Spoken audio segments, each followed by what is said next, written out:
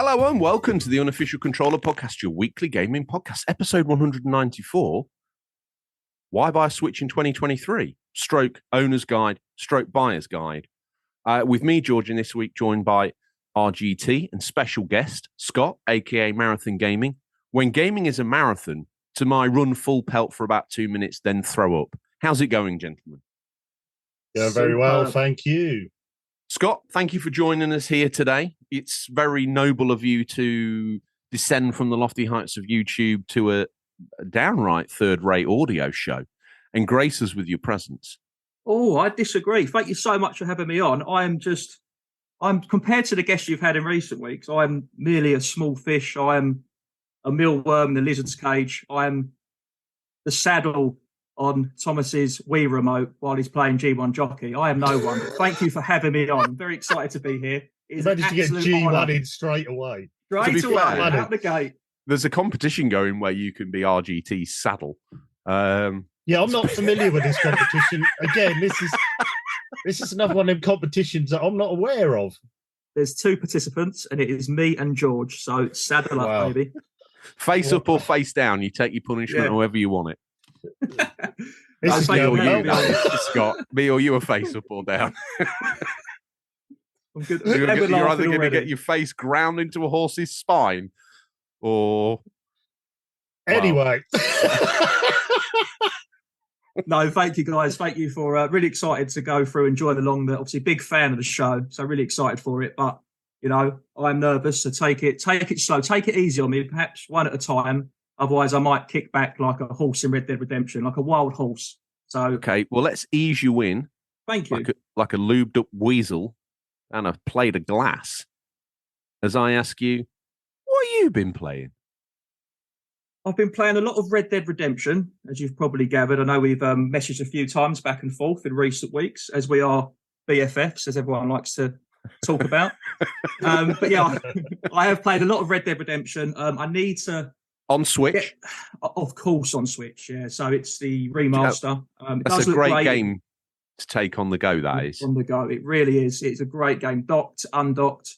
It does play really well on there. I've been playing a bit of Super Mario RPG. I thought I played a lot, but actually when I looked after the 10 days, where it comes up with how much time you've played, I've only actually played for 5 hours. But that's been great. Been playing a bit of Gear Shifters, a bit of Rested Empire, which you know very much so about. And Super Mario Bros. Wonder, I suppose, about a week ago. But it's mainly been the last few days. It's been really heavily involved on Red Dead Redemption. It really has. I've been hoof steep in that game. It's absolutely brilliant. I'm about 10 to 12 hours through. I'm now on the border. I'm in Mexico, getting some cool guns, doing some of the side transition stories. With the music still hits like nothing, doesn't it? Even when you cross the bridge and you're in that territory, even the fact, the detail that everything's drier, like the sand more dense, honestly, it's such a good, like Thomas, like you said, like you can just get lost, like wandering around. It's such a good game. I'm so excited because I've not played the second one yet. So as soon as this is done, I'm going to go into the second one. I'm going to be an absolute because that's the question I had for you. Last year around, not last year, but the year before, I went back and played through it again on PS3, and I loved it. I enjoyed it. I saw it all the way through to the end. My only thing was I only really focused on the main story, and I think that's maybe why it's a good port for the Switch, because I remember when I first played it, I felt like there were more sort of ancillary activities to get involved in, but really there's not. It's basically, you can do some stories, there's a little bit of side mission, but mainly I mainlined it through and thoroughly enjoyed it. Apart from the odd sort of horseshoe throwing competition, there isn't really a lot else.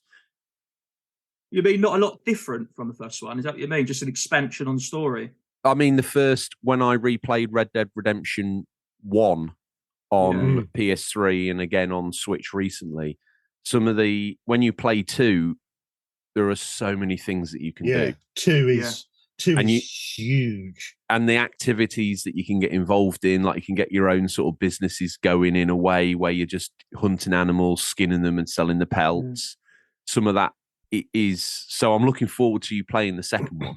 I mean, my friend gave me... my friend Big T, what a name that is. He was telling me about the second one. He was so excited for me because he said he brought a 4K TV, I think, just for that game when it came out at the time. And he said he plugged it in and he almost felt overwhelmed. He said there was so much to do, Scott. He goes, I just found myself wandering around and I wasn't actually doing the campaign. And I was just like, do you know what? I've got time for that. I spent, when I played Red Dead 2 first time round, I spent 2 weeks in our time, real time, just going around catching legendary fish. And I'd set up camp, I'd find food. And that's all I'd done in the game for 2 weeks, was just going around this map, exploring, setting camps up, finding these legendary fish, eventually catching them, taking them to be sent off to this fisherman guys. You just get lost in it. You know, you live the life. That game, it's one of the best written games as well. I think story-wise, it's one of the best written game. I think, it's phenomenal game. They're so brilliant. It's funny how you try to do things right, don't you, by the book. So, like, you'll act how you want to act. So, like, I've been trying to be a good, human being, civilized, good person. And then me and the missus went for a carvery up the pub last night. We had a few beers and she's sitting next to me. I'm playing it. And I thought, do you know what? I'm going to kill a few people. Hang on. Pause this conversation. Let's rewind it. You went for a carvery and some beers and you took the Switch? No.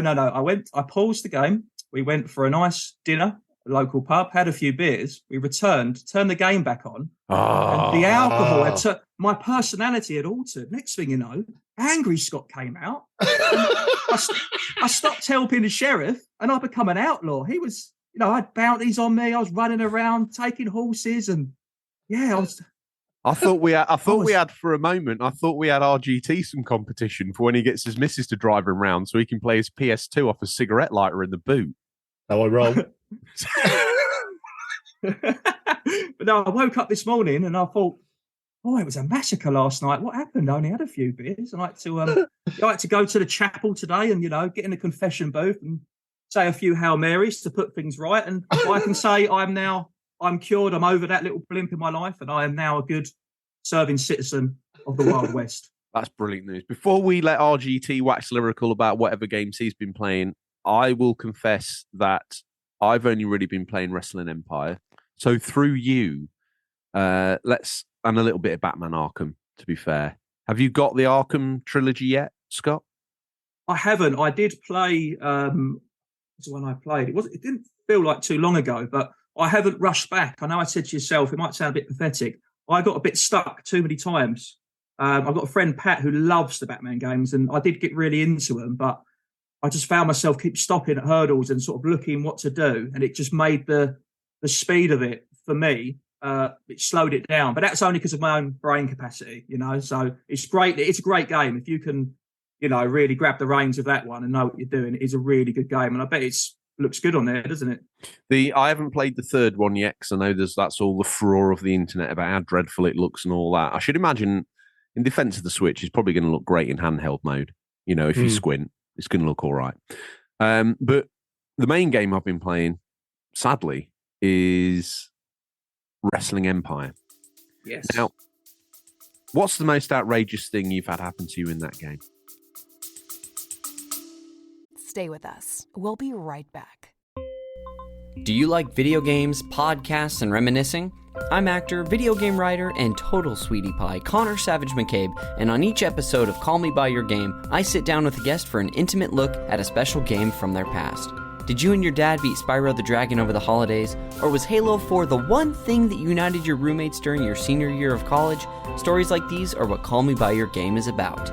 From video game content creator Janet Garcia to Hades voice actor Courtney Vinay's, I interview wonderful comedians and game industry friends about these memories. Check us out wherever you get your podcasts, and maybe someday you'll call me by your game.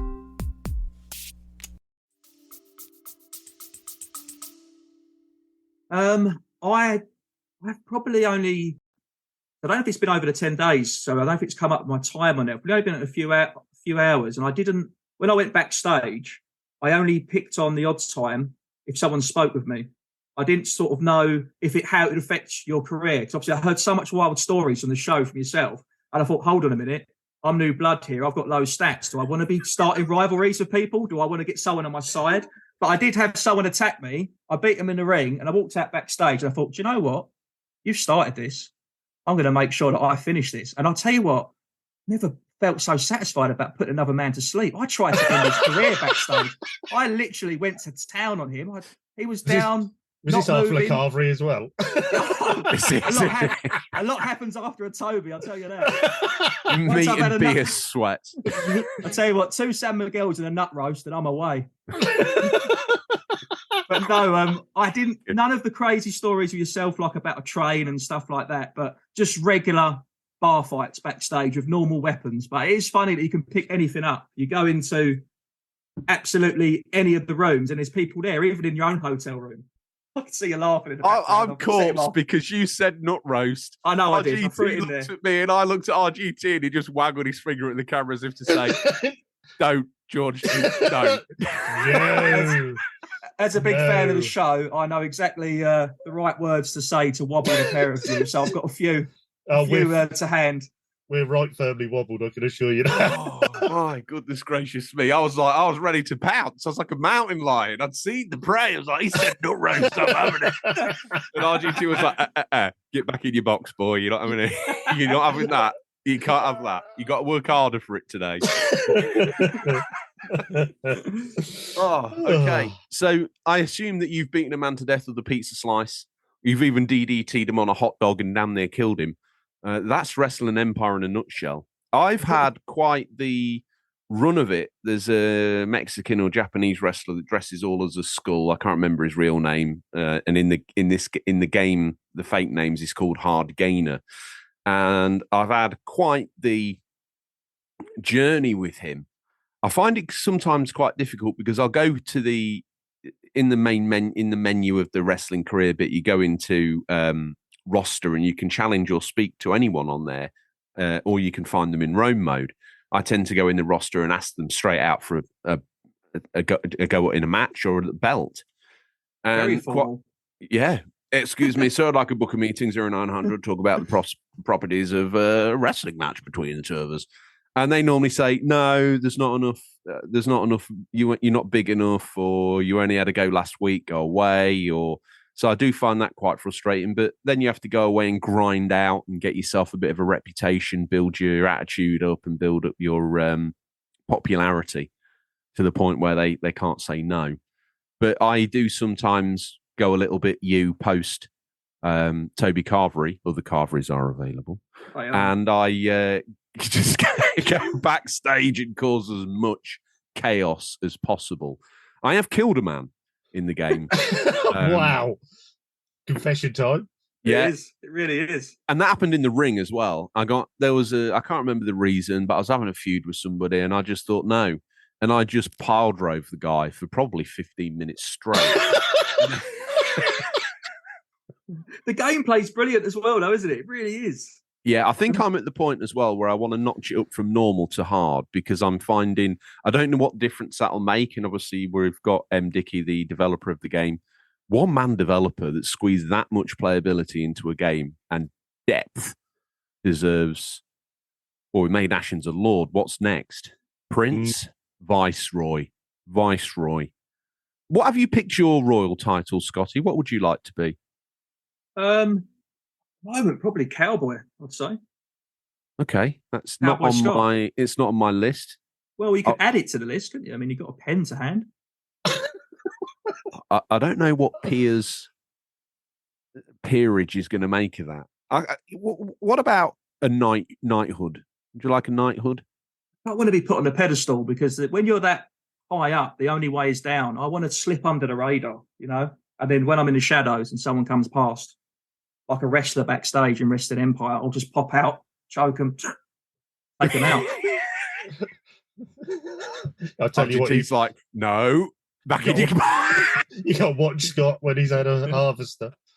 But when I was trying to find that game and we was messaging George, obviously, without going too much into the story, there's a few games which are similar to, well, when you search on the eShop, there's a few sort of retro indie-inspired games. And when I found the right one, and you said to me, it's the blocky one, looks a bit like No Mercy on the 64 with a career mode. You set that high, expectation and bar. And I played it and I was like, do you know what? George is right. That is exactly what it is. And it is a great game. I know you've talked about it a lot, but I hope people listening have given it a go because it really is a fun time. It really is. It is. And whether you just want to have a quick little match or whether you want to take someone on like a rambling 30-year career with all the ups and downs of that. I think you spoke recently about how you won a match and then the referee's like, oh, I was not really sure about the finish there, so you're going to have to go again. Or messages come down from up top, you got to go again.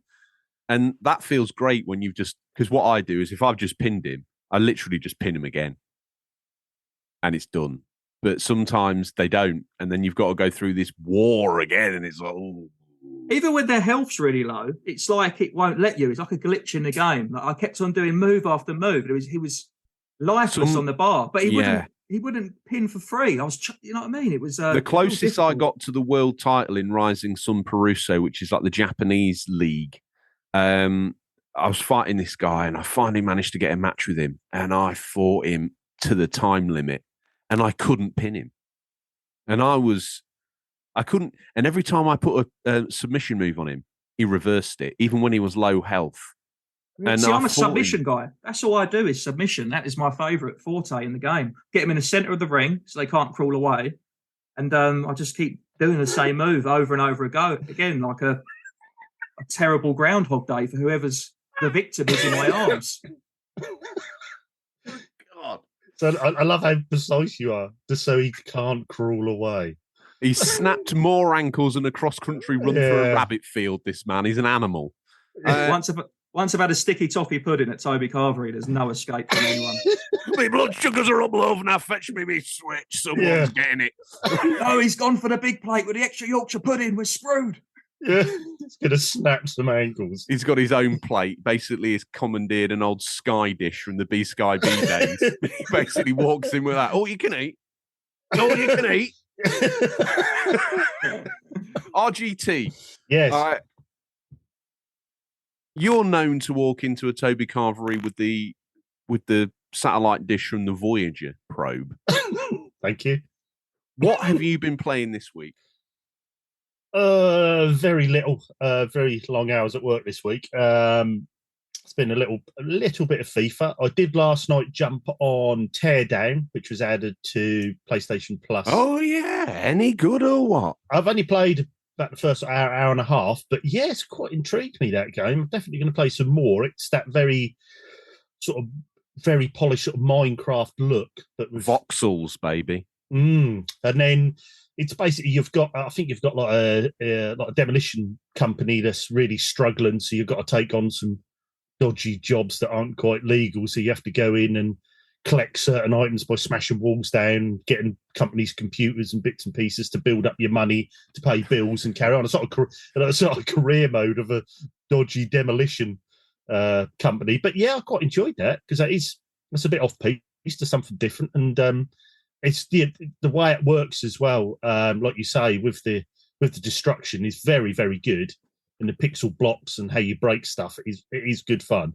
And it does look good as well because it's sort of that high sort of res pixels, 3D world pixels, which look really good. So yeah, I've been enjoying that. I've been playing a game. The main game I've been playing this week is thanks to Scott, which is my hidden gem this week. So I'll get you to sing in a moment. And I did just play one quick little short game. And I know what you're going to say, George. I'd done it because I was on 49 platinums and I wanted to get to 50. So I played a little game. It was only an hour long, called Storm Boy. It actually was quite a sad story, but yeah, I blitzed that in an hour and got the Really thought you was going to say G1 Jockey then. I thought you was going to say there's a remaster on the PS5. Yeah. A real man. I would not want to get the trophies for that. I ain't got the stamina. So yeah, and then like I say, the main game I played this week. Yeah. Finger waggle. Main game I played this week is going to be my hidden gem, which is like I say, thanks to Scott. So that'll be after your intro. So clear your throat, George, and away you go.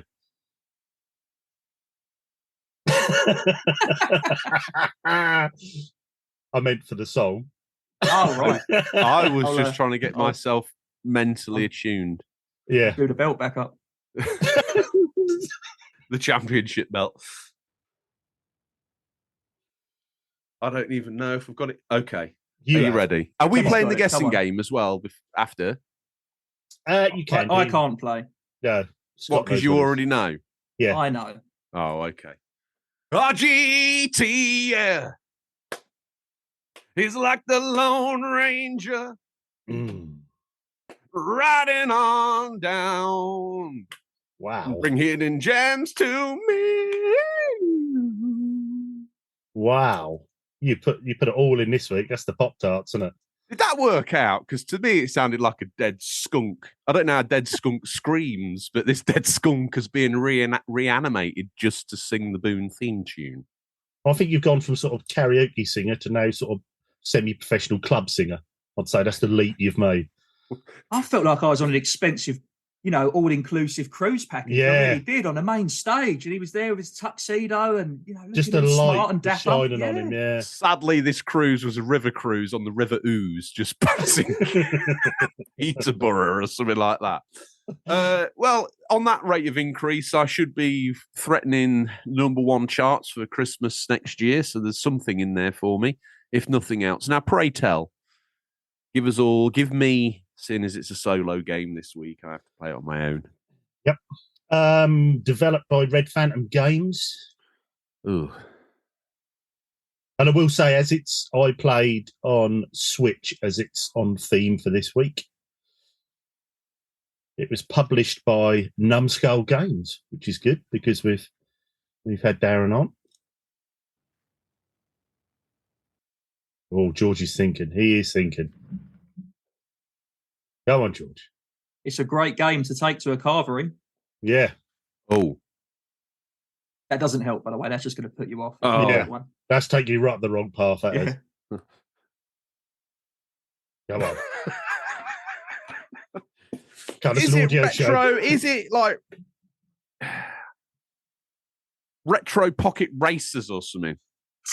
Ooh, well, no. I'll tell you what it is. It's Gear Shifters, as already mentioned by Scott as he's been playing. I didn't realise Numbskull made that.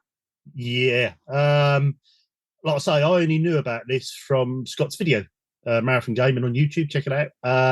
And as soon as I saw it and he put a clip in, I thought, ooh, this is all about me. And I'd probably describe this as like a side-scrolling vehicular combat, but it's I'd say it's a cross between R-Type and Spy Hunter.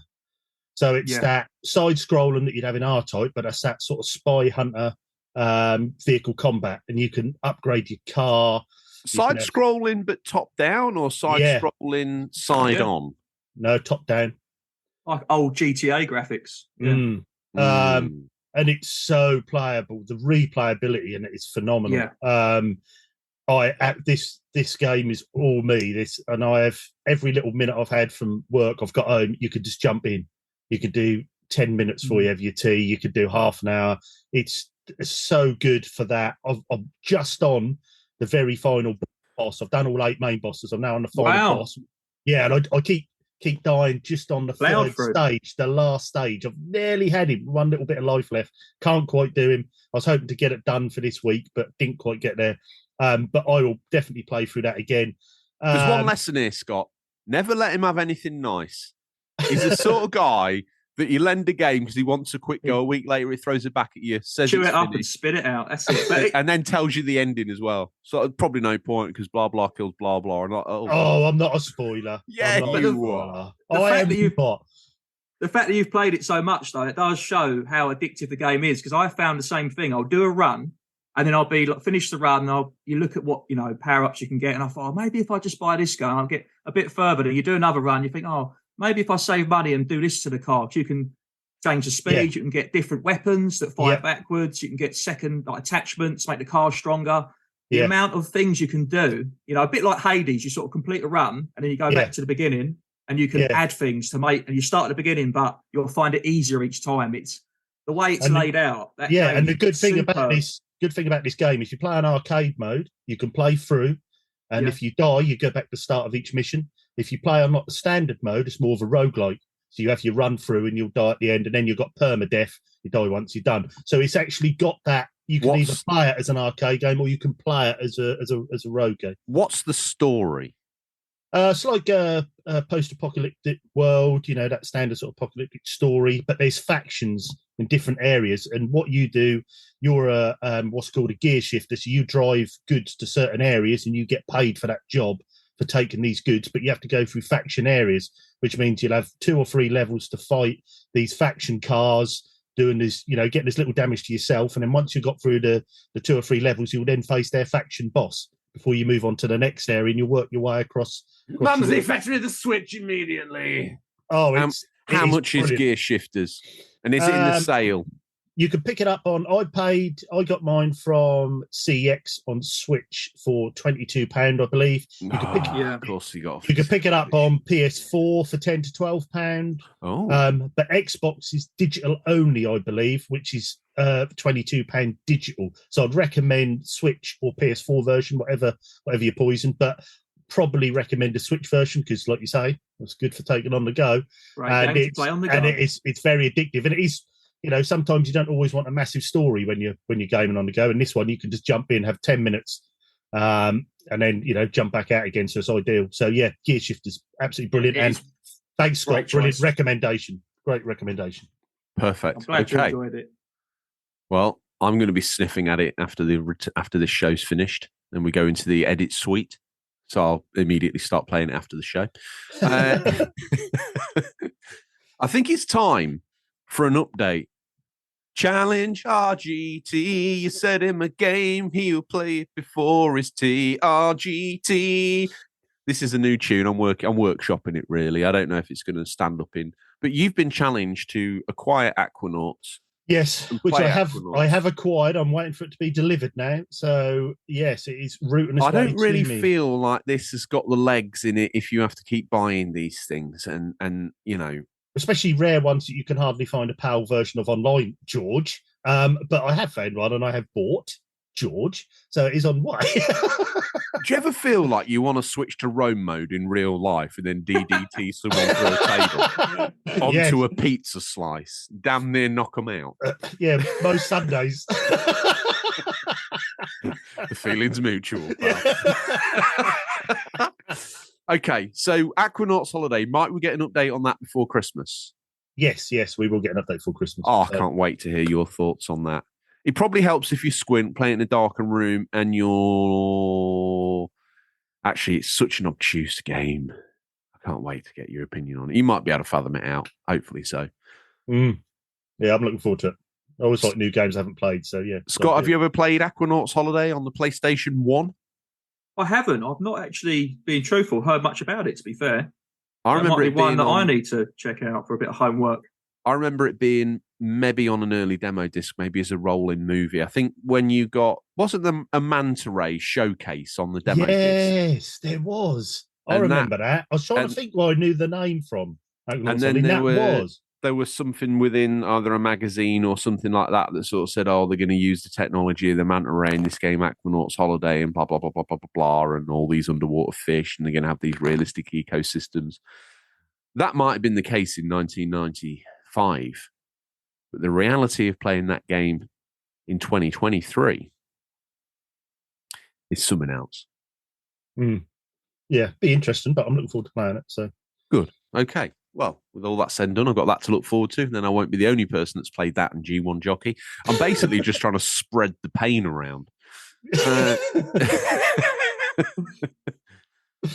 Scott, before we go into the news, I want to interrogate you about your G1 Jockey. On one of your videos, you got quite giddy, and rightfully so, about a childhood memory about horse racing games down at Southend-on-Sea. Oh, yes. And G1 Jockey and all that sort of stuff. And I have scavenged the Switch eShop. And the only one I can find is that weird mobile spin-off, which is like a G1 Jockey game, but apparently hasn't translated very well to being a non-mobile game. And then, are there any other horse racing games on Switch? I'm not even particularly bothered about riding it. I just want to breed a stable of horses, but not have to be like brushing them and feeding them unicorn dust. Because there's lots of games out there where you feed them unicorn dust. There's not many out there where you get them running furlongs ready for Ascot. I think there is one, and I think it is a gem of some sort, because there's a game I've been looking out for quite a while for that. Scratch that G1 Jockey itch, which I've had back from 2007. And all I can find is Bar Lap Horse Racing Challenge, and I'm just looking now. That's G1 Jockey, though. The mobile port. Is that exactly what it is? It's out of stock on every PS4, Xbox One, Switch, all out of stock. So, you know what they say, no smoke, no fire. It's got to be brilliant. But I think you're right. Other than that, all you get is, like that silly game I showed earlier, My Little Riding Champion. I don't think there's a market there. If we want to put our heads together and create a rival to G1 Jockey, get Zorro Arts on the blower. This is happening. I mean, what would we call it? What sort of name? Maybe we could merge our names together, perhaps. F1 Jockey. F1 Jockey. GTS Jockey. I mean, does it have to be jockey? We can go from a different angle. We can look at it from the perspective of the back of the horse, from the tail end, perhaps, or even the hoofs.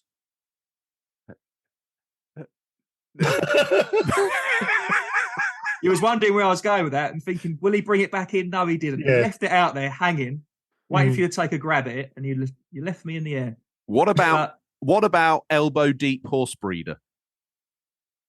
What would be the concept in that game? What would be the main sort of, story directive? Sort of talk me through your business plan of career mode. Well, you're basically breeding, and then I don't know whether this would be. Oh no. No.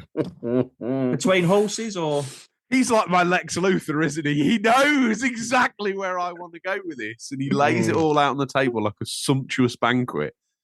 But Kyle, son of Krypton, is not falling for this, Lex. You want me to tread on that, and I can't. But you'd be breeding horses, possibly through artificial insemination. I don't know, because you don't want to risk your stallion getting up and smashing the back of your young filly, do you? You don't want that with its hooves. They're quite clumsy animals. So you just breed competition winning. Wow. We might need to put the video out for this one. You can breed competition winning animals. But there is something exciting about the GGs. There really is. I'm not a massive, I've been horse racing a few times. I'm not a massive fan, but for some reason, when there's a game of that, we're almost like a management sim. You get all these management sims for absolutely everything, don't you? Yeah. You can do pretty much anything you desire. But when it comes down to the actual horse racing games, they're very, few and far between. There's not much. Maybe have you played the PS3? What was the one that you last? I can't believe I'm very self-indulgent moment. What was the last G1 Jockey game you played? Was it on PS2 or PS3 or Xbox 360? I think I kept it straight OG, and it was all about the Wii. I needed to be involved. That was, the VR wasn't around at the time. I had to make my own VR. I said, Mumsy, clear the floor space. I'm about to get down and dirty. And I get me the silks. That's it. I ordered some riding boots off Amazon, and then I put them on, so I felt like I was part of it. Did you have like a CRT suspended on bungee cords from the TV so you could get your head into it? Oh, I did everything. I went on a 6-month diet to get my weight down. I'm 6 foot. I had to lose a bit of weight. Otherwise, the poor horse would be absolutely struggling. You've got to take it seriously, guys. Animal cruelty is something I care very much about. What's happened?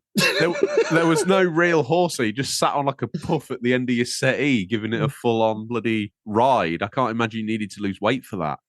I got an Ottoman from a second-hand shop. I like the way you called it an Ottoman. You left me hanging out here to die with the correct name. Absolute scoundrel. But I mean, that game that you mentioned, just in case the audience aren't aware, because it might only have been in my local seafront, but there was this wasn't like a game where you ride on or a little arcade. There was multiple screens. It was like being a bookie. So there was loads and loads of screens, like 20 screens.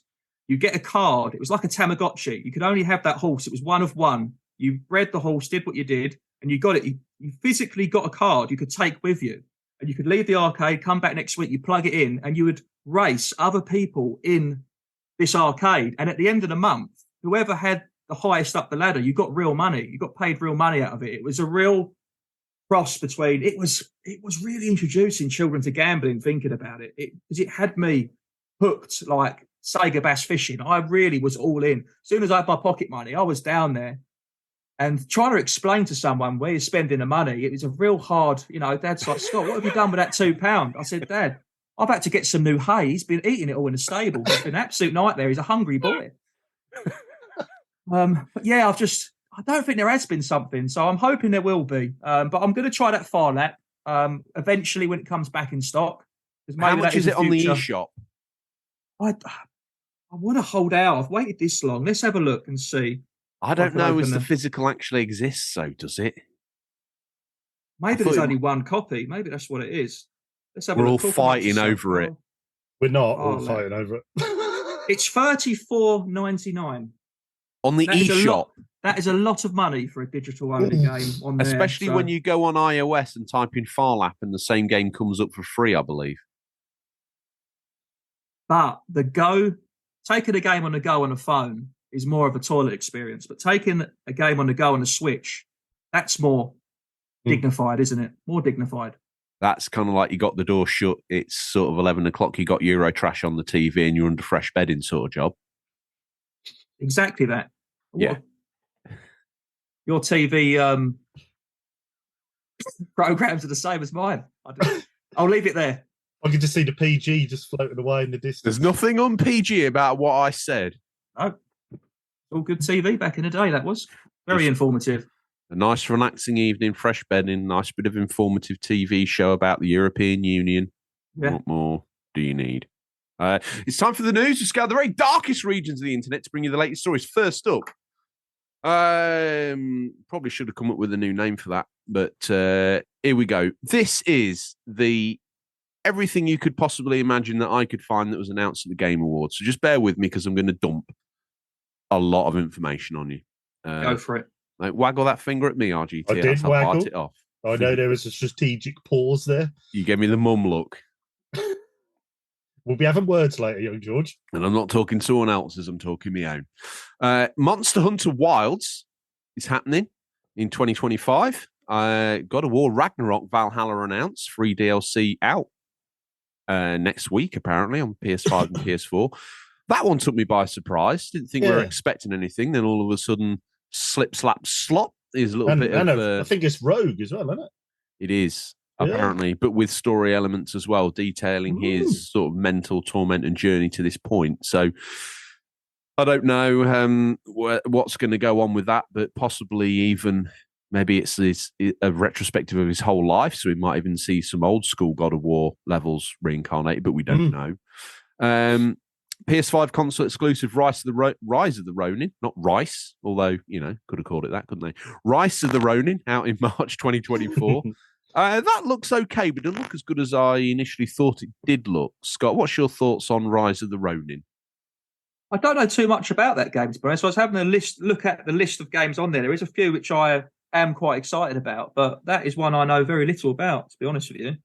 Okay. Well, it's set in all of Japan, apparently, and, we'll see what comes of that. Final Fantasy 16's first expansion out now on PS5. RGT, have you played that?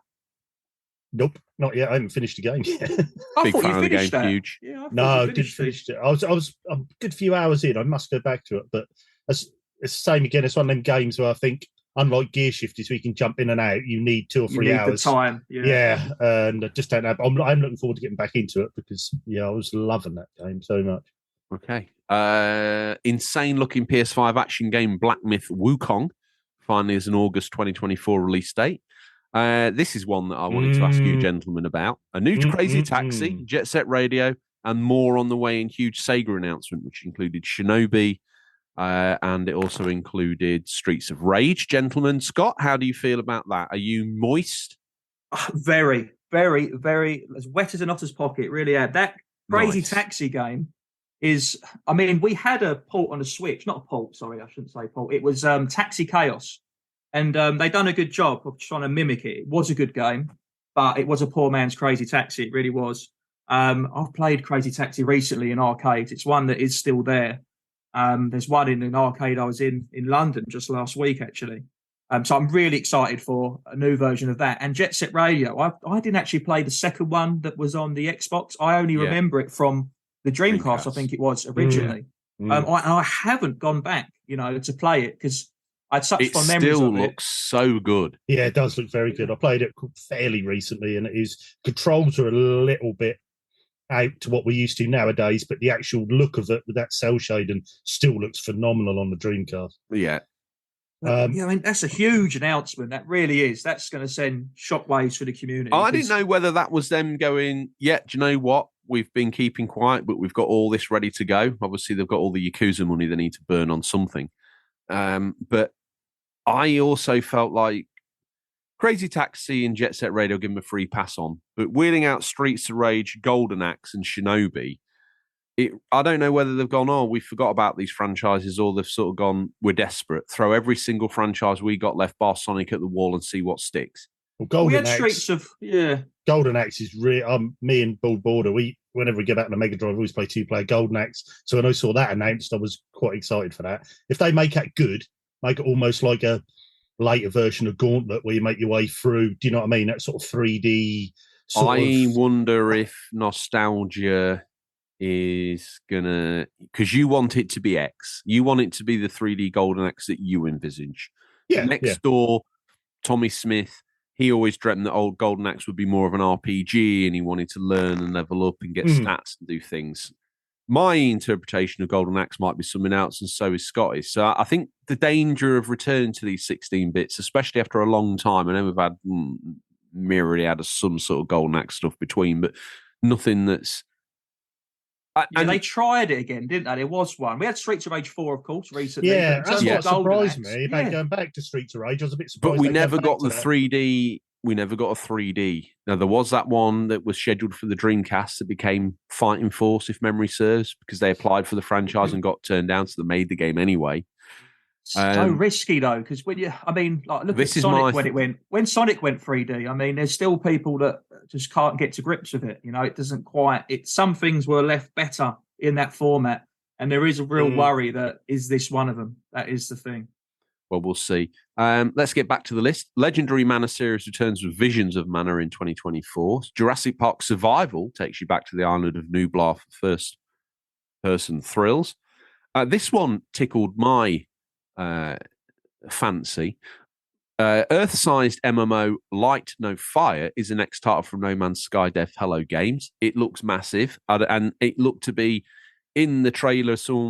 This guy was flying a dragon, and he went past like this massive flying battleship, which I presume had been created within the game. So I'm sure you'll be able to create ships for exploring the aquatic sections of it, maybe even submarines.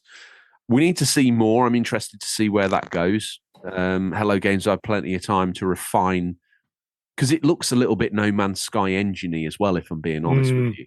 You can see in the way the characters stand and maybe some of the textures they use. I know they've got their own style, but this really seemed to me like they took the No Man's Sky engine and fed it an Earth-sized planet and said, knock yourself out. Life is Strange. Dev returns with Lost Records, Bloom and Rage. Dragon Ball Sparking Zero is the new Budokai Tenkaichi. Looks good on PS5. Dead by Daylight does cinematic narrative horror with the cast. That's my game, Frank that Stone. one. Dead by Daylight? Oh, absolutely. I've played hundreds of hours on that game. I really have. Absolutely fantastic. That game multiplayer on the Switch, it's probably the game I've played more in any other game. So friends would come around, bring their Switch docks. We put other little tellies, plug them in, and then we'll have a good old 4-player, multiplayer. That is good fun. Great game. That really is. There's a recommendation. Ori Devs Action RPG No Rest for the Wicked was announced. A Brothers: A Tale of Two Sons remake is real. Hits in February. Skull and Bones finally actually really has a release date. Did you Monk be happy about that or not, as the case may be? Warhammer 40k Space Marine 2, as if we hadn't had a Warhammer game every week for the last 52 weeks solid. We're going to get another one. It was quite fault high of, though, the Space Marine game. I remember playing it and finding it quite repetitive, but a lot of my friends, I remember renting it from Blockbuster, a lot of my friends really enjoyed that game, so maybe there was more to it. So I would definitely give that a try when that comes out. Is this a sequel to that? Which one is this, RGT? Because I get confused. There's so many Warhammer games. This was on the 360 Space Marine. I think I've got it. So, yeah, I thought they already had a sequel. So I don't know if it's the same or what. Who even knows? It says Space Marine 2, so maybe it was a different direction. There was just a Space Marine game, I thought. Yeah, there was a Space Marine one. Yeah. What was that called, RGT? Do I need to fetch that great big box down? I want the one I give you, the massive PS3 that makes you feel like you're really small. Makes me feel like a borrower. Makes me feel like I'm in a Zoom it was call just with Scott. Space Marine, wasn't it? Wasn't it just Space Marine? I'm trying to look at it here without breaking my neck doing a 180. I think it's just called Space Marine. The same title, yeah. Interesting. As Dusk Falls gets a PS5 and PS4 port out in March. Usual Drew. Forget that. I don't even know. I look at that and think I can't even say it. Have a sip of water and try again. Senua's Saga Hellblade 2 will get a 2024 release window. I've just given up on it, to be fair. That's weird. That Senua's Saga, sorry to interrupt, that seems to have been in the works for ages, didn't it? Weren't that announced when the new gen come out, consoles? I know, but that's not that long if you think about it. It's 3 years. 3 years, though, isn't it? I mean, and it's got a 2024 release window. I think it looks great, and I'm excited to see what comes of that. Obviously, that will be an Xbox exclusive. Suicide Squad Kill the Justice League spotlights his brainwashed heroes in latest trailer. I don't know, that kind of, they've watered down some of the more egregious elements that people complained about in the trailer. Whether that means they've watered them down in the game, who knows? Persona Dev's new RPG metaphor Fantasio. They've literally sat and decided to come up with as many things as they can to trip me up. Looks amazing. Comes out in fall 2024. Prince of Persia: The Lost Crown story trailer reveals playable pre-launch demo. Surprise free-to-play shooter The Finals has just released on PS5. Guilty Gear Strive shoots to kill with Elfelt, new 3-player team battles. Twisted Metal's entertaining TV adaptation will return for a second season. Brutal PS5 action RPG The First Berserker gets first gameplay. Persona 3 Reload gets a gorgeous new gameplay trailer. Extraction shooter Exoborn forecasts extreme weather conditions. The First Descendant touches down in summer 2024. Tales of Kenzera Zao is a stylish actual action. No. You were doing well. You were on a run then. I was on the final furlong. From EA Originals. Thrasher is a mesmerizing cosmic racer from the artist behind Thumper. OD Hideo Kojima reveals his game trailer called OD. It's weird. You know it was going to happen. Be a weird detective mystery. The Rise of the Golden Idol uncovers the truth in 2024. Gentlemen, quite a stack of veritable treats announced. Scott, you're the guest. What's got you, in your own words, wetter than an otter's pocket there? Well, I do want to try the 40k Warhammer game. I do want to give that a go. Like I said, Dead by Daylight, there's a lot of updates on there. But I do spend too much time on that game. I really do. I haven't played it for 2 weeks. That's probably the longest stint in a while. That is one I keep putting on pretty much every console. Twisted Metal, one of my favourite PlayStation games. But I haven't checked out this TV show yet.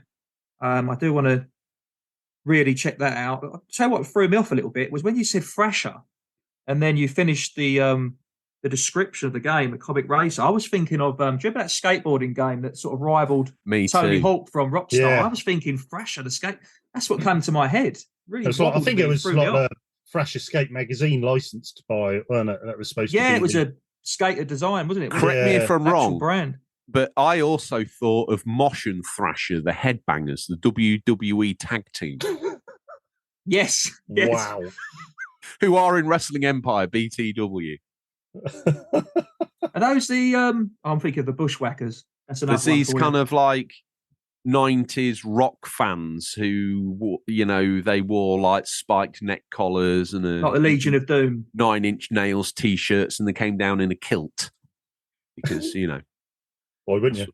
That's what. But I think for me it's the Sega announcement. I mean, I've only heard sort of how I get all my gossip secondhand, which is the best way because you get a bit of Chinese whispers added at the end, and you get a bit more. You don't know which is truth and which isn't. I love it. Yeah, hypes himself up by listening to bad. It. I don't want to. I don't want to read the original from the actual, you know, the journalist it's announced. I like to hear the rumors that are going around, and that one I think stands out to me. But obviously, it's someone that loves retro-inspired games that can't, you know, box up these old consoles. It's interesting to see them living on and making a return. So, I mean, what about yourself, RGT? What pops out for you out of those? I'm with you. Definitely the Sega announcement. I'm a bit worried, like George said, because what we have in our minds, what they're going to make and what they make might be two completely different things. But just that they're making the effort to bring them back has got me excited. I'm all over that. Any of them, really. Golden Axe, hopefully that'll be 2-player and me and Bill Border can play that because I'd if it isn't, then it's a crime that they know that they're committing on the way in. If it isn't, and I genuinely believe it will be. Yeah, whether it's split screen or not, that's where I don't know. Yeah, I had a friend message me the other day. He says, "Oh, I'm just sat down with my mate. What sort of split screen games have we got?" And I'm like, "None." Yeah, back, isn't it? It really is. Yeah, Couch co-op is pretty much dead, isn't it? Really, it's a shame, but I don't know. You can do like Gears. You can play games, can't you? Like Gears couch co-op, but it's not. He's got a PS4 only, so finding that specific game was at tough. At the moment for split screens, everyone's got huge TVs, 50 inches on the wall. When we had split screen back in the day, we was working off of a 10-inch small pizza box that we was playing on, weren't we? We really were. What am I excited about? I'm excited about a new Crazy Taxi. I'm excited about a new Jet Set Radio. The other Sega games, we will see. I'm quite interested to see what the God of War DLC is. I'm quite excited about Monster Hunter Wilds. I feel like the PS4 games needed a true sequel. I know that they kind of got dumbed down and sequelized with the Switch one, which is still great, but it's a bit of a different experience. I'm very excited by Light No Fire. I'm a little bit disappointed it's an MMO. I do like a single player game, but if we're not forced into teams and these are just people that we might stumble across, I'm cool with it. I'm kind of intrigued about Life is Strange. Dev returning with Lost Records, Bloom and Rage. We'll see what comes of that. Skull and Bones is absolutely dead to me. If you're going to do a naval simulator, make it realistic or don't bother at all. Or don't announce it 10 years before you actually release it. Don't announce it 10 years before, swinging off a game that came out literally 10 years ago. Embarrassing. I'm quite excited to see how Hellblade 2 rocks out. I mean, that looks phenomenal. And I think I still need to play that. I hear so much about the original. But yeah, I've still not got round to that one yet. A lot of their games have been really high quality, so to see them sort of push on with exclusive money maybe as well behind it would be interesting to see what comes of it. Persona 3 Reload, pretty good. I mean, how many times do I need to buy that game? I get lost the amount of Persona games there are, though. Do you not? There's just so many, even on the Switch. There's so many of those games floated around. I do feel they're a bit too consistent with that one. Almost a bit like the Pokemon games where there's so many. You're playing one and then another one comes straight out. Pretty much. But all these announcements to one side at the Game Awards, the reason why everyone rocked at the Game Awards was to find out who won what. And seeing as I got my teeth in, gentlemen, I'll rattle through these for you and you can give me your opinions one way or the other. Baldur's Gate 3, Game of the Year, and Best Performance by Neil Newbon. Best Community Support, Best RPG, and Best Multiplayer. Is that well-deserved, gentlemen? I don't think there's a game that captured much more headline than that. I think we all knew that was going to be that, I think, from the start. Scott, are you like me? You've not bought Baldur's Gate 3 on PS5, but you know what? You've certainly gone on the eShop and looked on that deal for Baldur's Gate 1 and 2 because that might be a great way to take the Baldur's Gate experience. Exactly that. I've seen the I've done that as well. I've done that as well. Yeah, but I know they're great games. A bit like Diablo and the series. You know what you're getting. They are going to be a good game every time. This show always reminds me that when I thought I was being weird, I was actually not, or at least. Well, as odd as you two gentlemen. I'm sure the listeners will chime in as well, and hopefully they'll say they've done that too. Alan Wake 2 wins Best Game Direction, Best Narrative, and Best Art Direction. Final Fantasy 16 won Best Score and Music. I thought this was well-deserved as well, and I think this is fair play.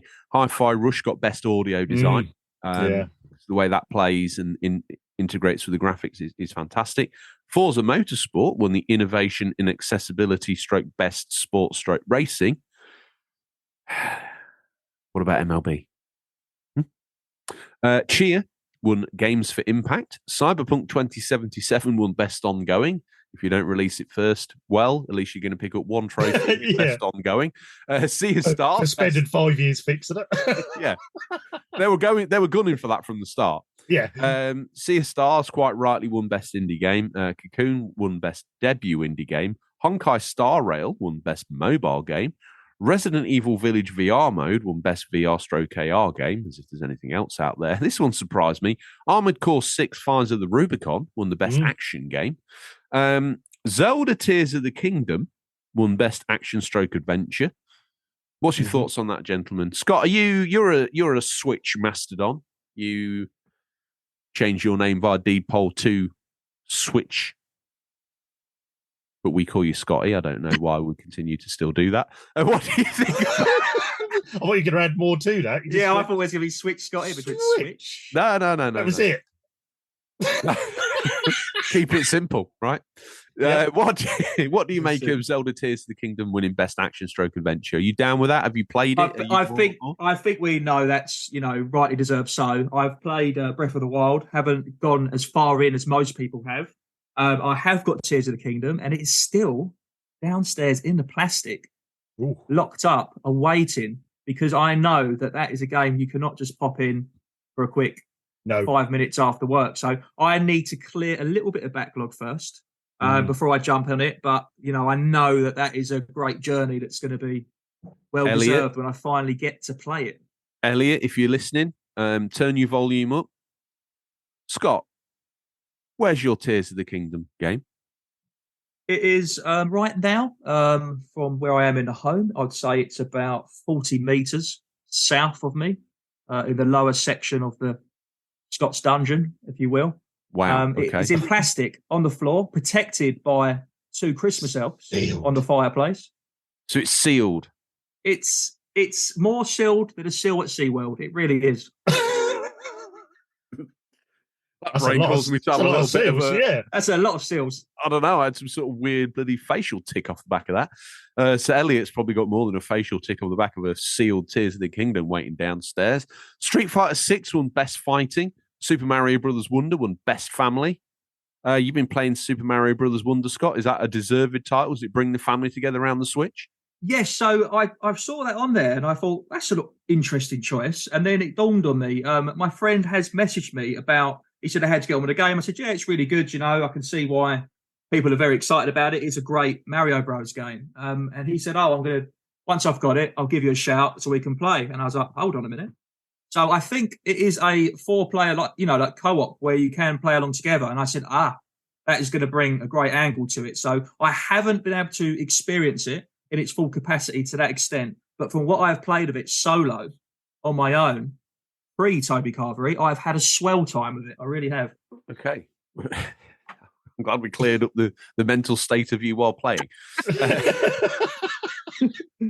Jeff Keighley, if you're listening, I know where you live. Because in previous series we've manned a campaign to put signs in your garden. I do beg your pardon, Jeff Keighley, but we are in your garden.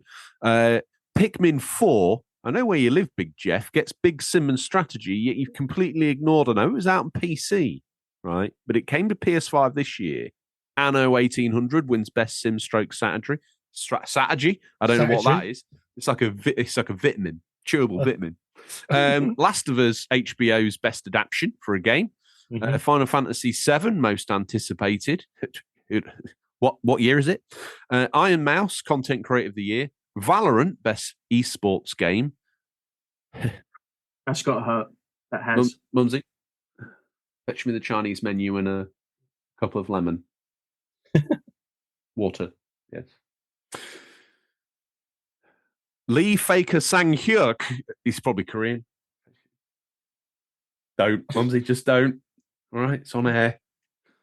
Best esports athlete. JD Gaming, best esports team.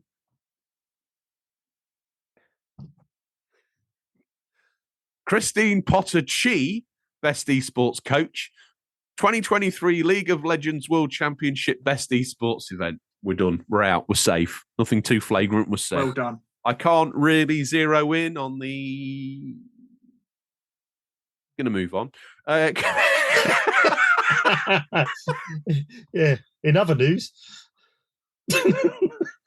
Especially with the spade, mother, because I want, I'm digging now. I want to get deeper quicker. Absolutely perfect, brilliant. and back to the studio. In other news, gentlemen, before we get out the back end of this and we get deep into Scott, got to ask you: is there anything in there that surprises you? Is there anything in there you think's undeserved? Answers on a postcard. Pikmin 4 is the correct answer. Anno 1800 is the correct real winner. Is there anything on there other than that flagrant disrespect by Jeff? Is there anything else in Jeff? Is there anything else in there that I thought Armored Core was a surprise. I thought Armored Core was a surprise, but what would you put in its place? Oh, yeah, I don't know. I mean, for a year where there was so many good games, I was quite surprised that slid in there as best action game. It's a lot of action games about, isn't there? But would you have expected Armored Core 6 Fires of Rubicon to maybe be supplanted by something like Spider-Man 2 or 100%, to be honest with you. But I'm being biased because I haven't had the opportunity to play both. I've only played Spider-Man, so I would have thought so. I was surprised. I think it reviewed better, but obviously that probably doesn't mean everything in an award ceremony. Perhaps some gaming politics, which we might not want to delve into in case a red dot goes up our body and we get assassinated from some developer, but you never know. That's why we record in a bunker and you're recording in your dungeon, I think, as you described it. Double level dungeon. A double level. Mumsy, put the steel barricades up. We're going in. Are you in the dungeon with me? Fix bayonets. I wonder what is echoing. We've got the same Mumsy. I didn't realise. This is amazing. She obviously picked a much more handsome father for Scott than me. There you go. Can't have it all, can you? Community corrections. Did we miss anything? Do you have an opinion or take on the news that we missed? If so, RGT, how would they get in contact with us? And mention everything by the Discord, because I've got something special for the Discord planned. Well, it's questions at unofficialcontrollerpodcast.com, or you can DM us on Instagram or Twitter. Scott.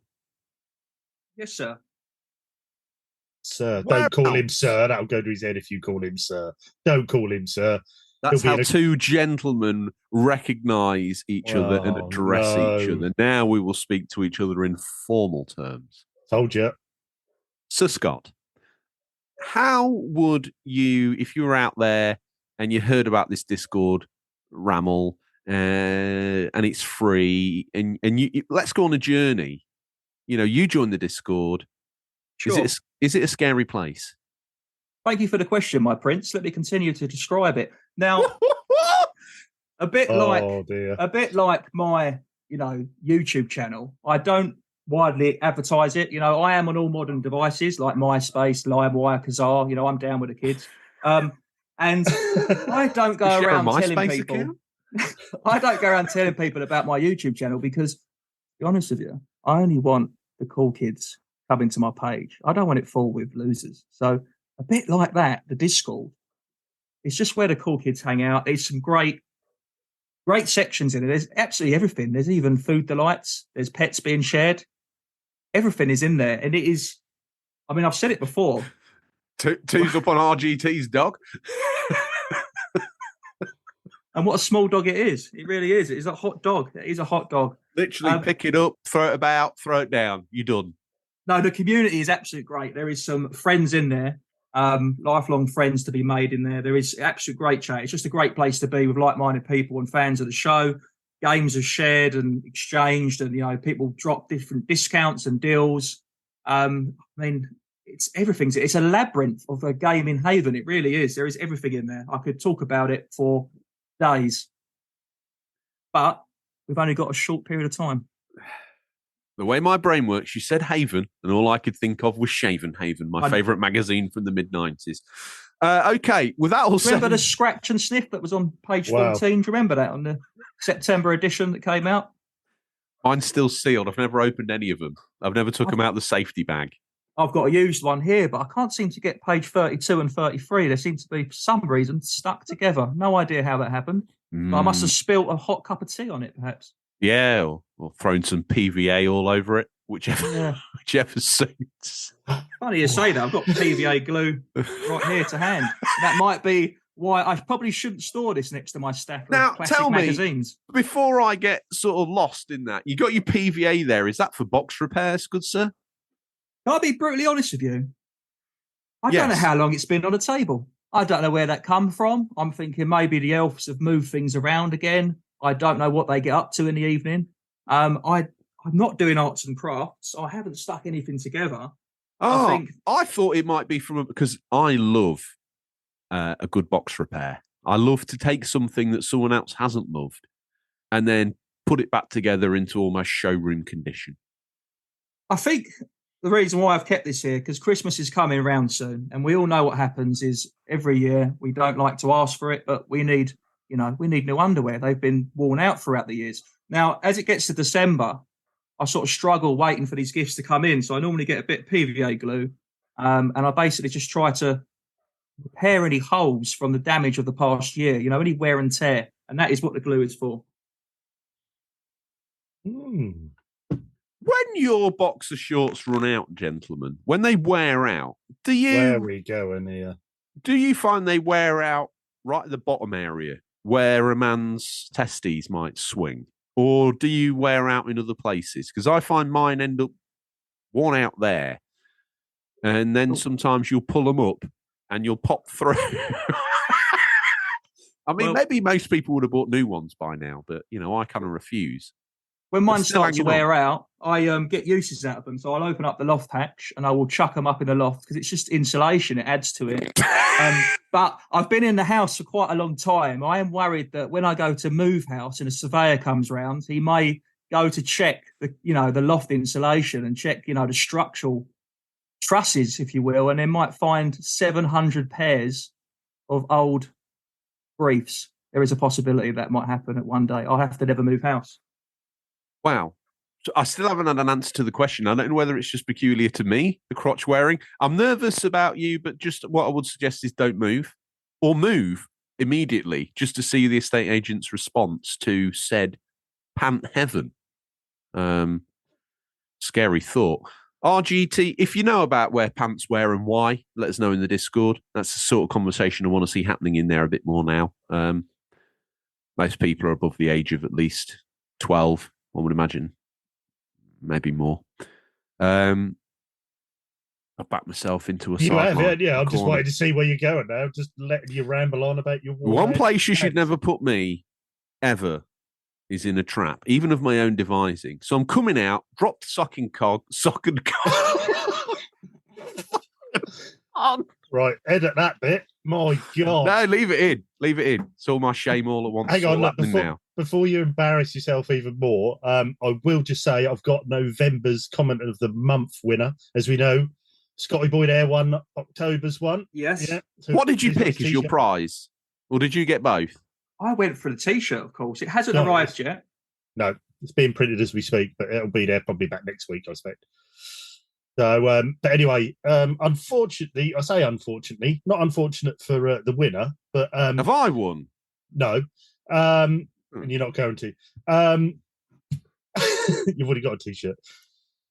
This was picked or suggested for by the community, but Boba made says George on it. Yeah, that's your name. That's just so you don't forget. So you better put it in mirror writing, mate, because I'll call myself Egg Rog if you're not careful. Brilliant. Scott's walked in with like some sort of verbal brain disease and he's infected us both of it. I've lost the ability to speak. I just said suck conks. I don't even know what that means. You're done. We haven't even got to the meat of the show. Jeez. Right. Anyway, sorry, I'll get back on track. The winner is C. Pliskin, who managed to write a complete essay of a comment, which I am not going to read, but it is on the Discord because it is massively long and everyone will get bored. But well done, C. Pliskin. You have won.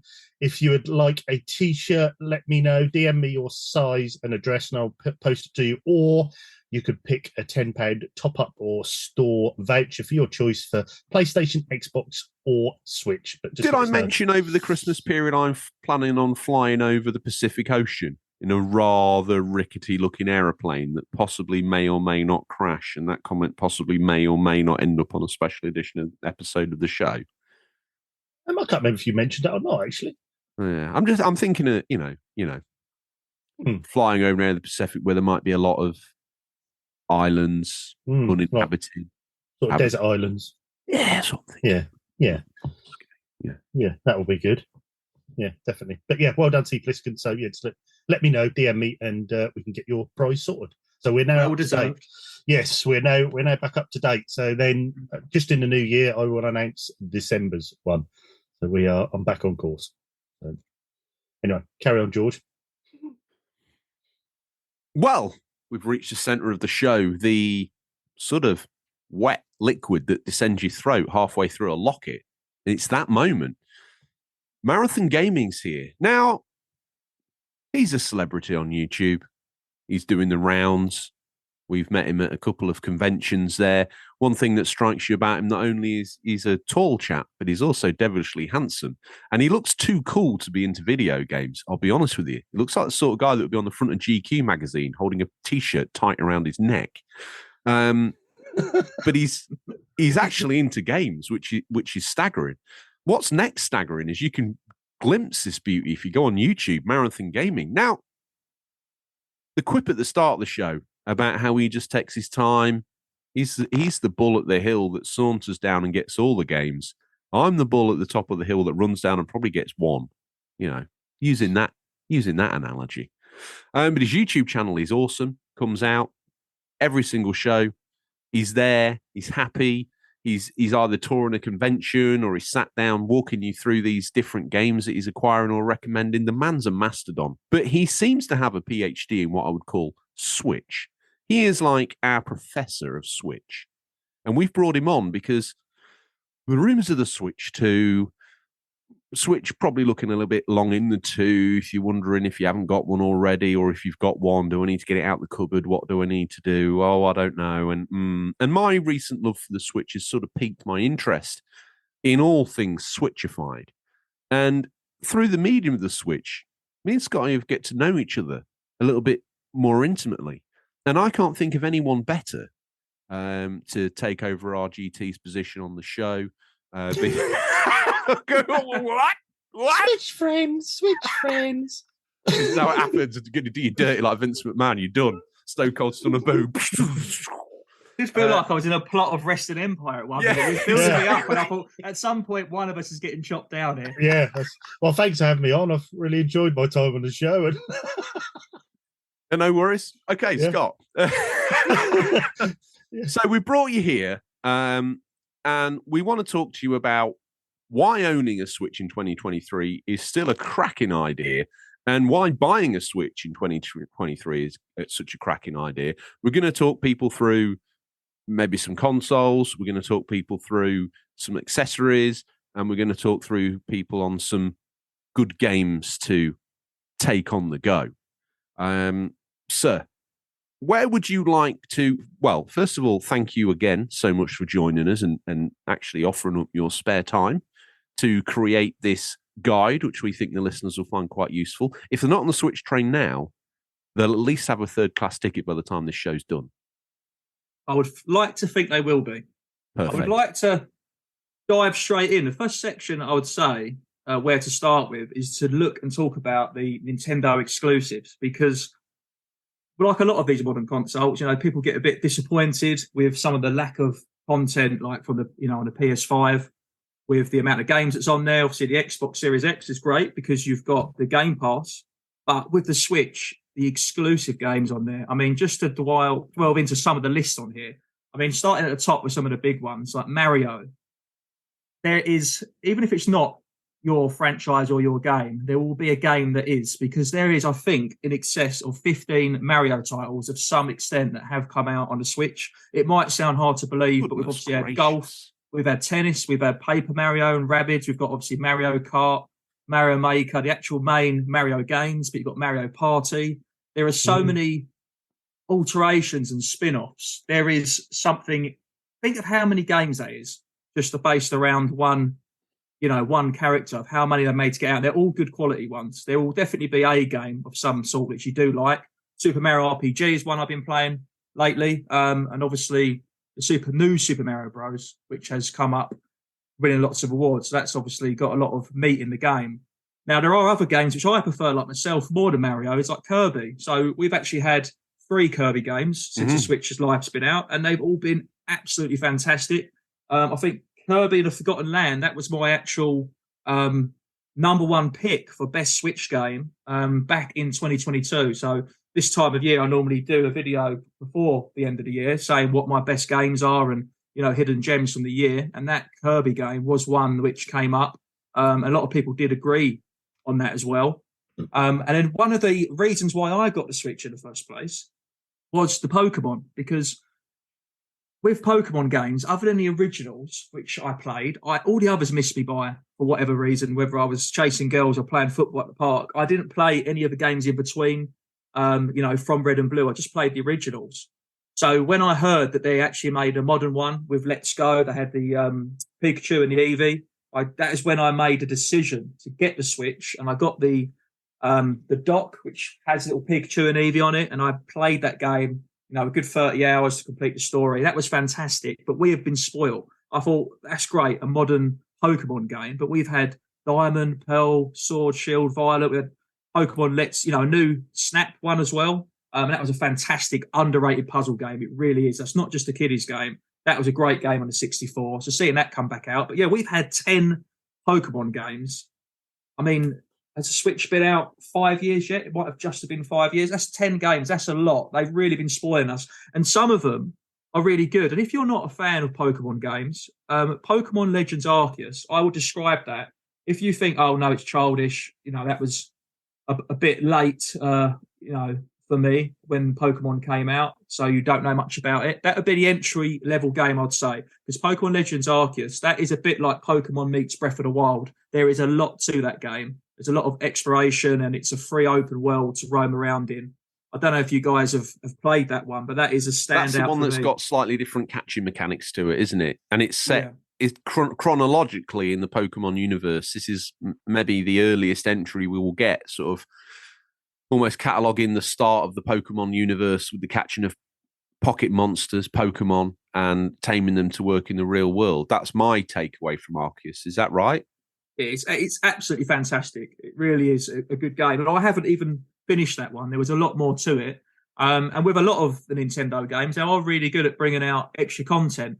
Now, I was a bit gutted because when Sword and Shield came out, I had to rebuy them. Before I decided to collect physical for the Switch, I was quite clever in my tactics. I would buy a physical game on the day of release, like pre-order it. I would play the absolute pants off the game, wearing out like my boxes in the loft, and I would complete the game as quick as possible. That way I could sell the game pretty much on eBay for £5 or £10 cheaper than brand new. And I used to go like pancakes on Pancake Day. They really did. People were snapping them up. And so I was effectively renting a game.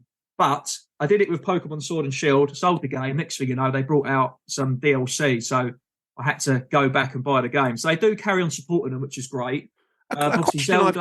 One question I've got for you, just to interrupt. When you bought your Switch, were you actively gaming on modern consoles at the same time? Or were you coming out of what I would call your dark ages?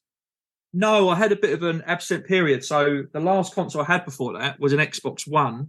But I was playing the same games on there. I think I was just playing like Rainbow Six Siege, some online multiplayer games, like your FIFA, your Call of Duty. I wasn't exploring games. So for me, the Switch has got me back into gaming again, other than the retro stuff. I wasn't really keeping up with the games at all until I jumped on with the Switch. Get Zelda, obviously Breath of the Wild. Now we've got Tears of the Kingdom. So we had Link Awakening, Skyward Sword.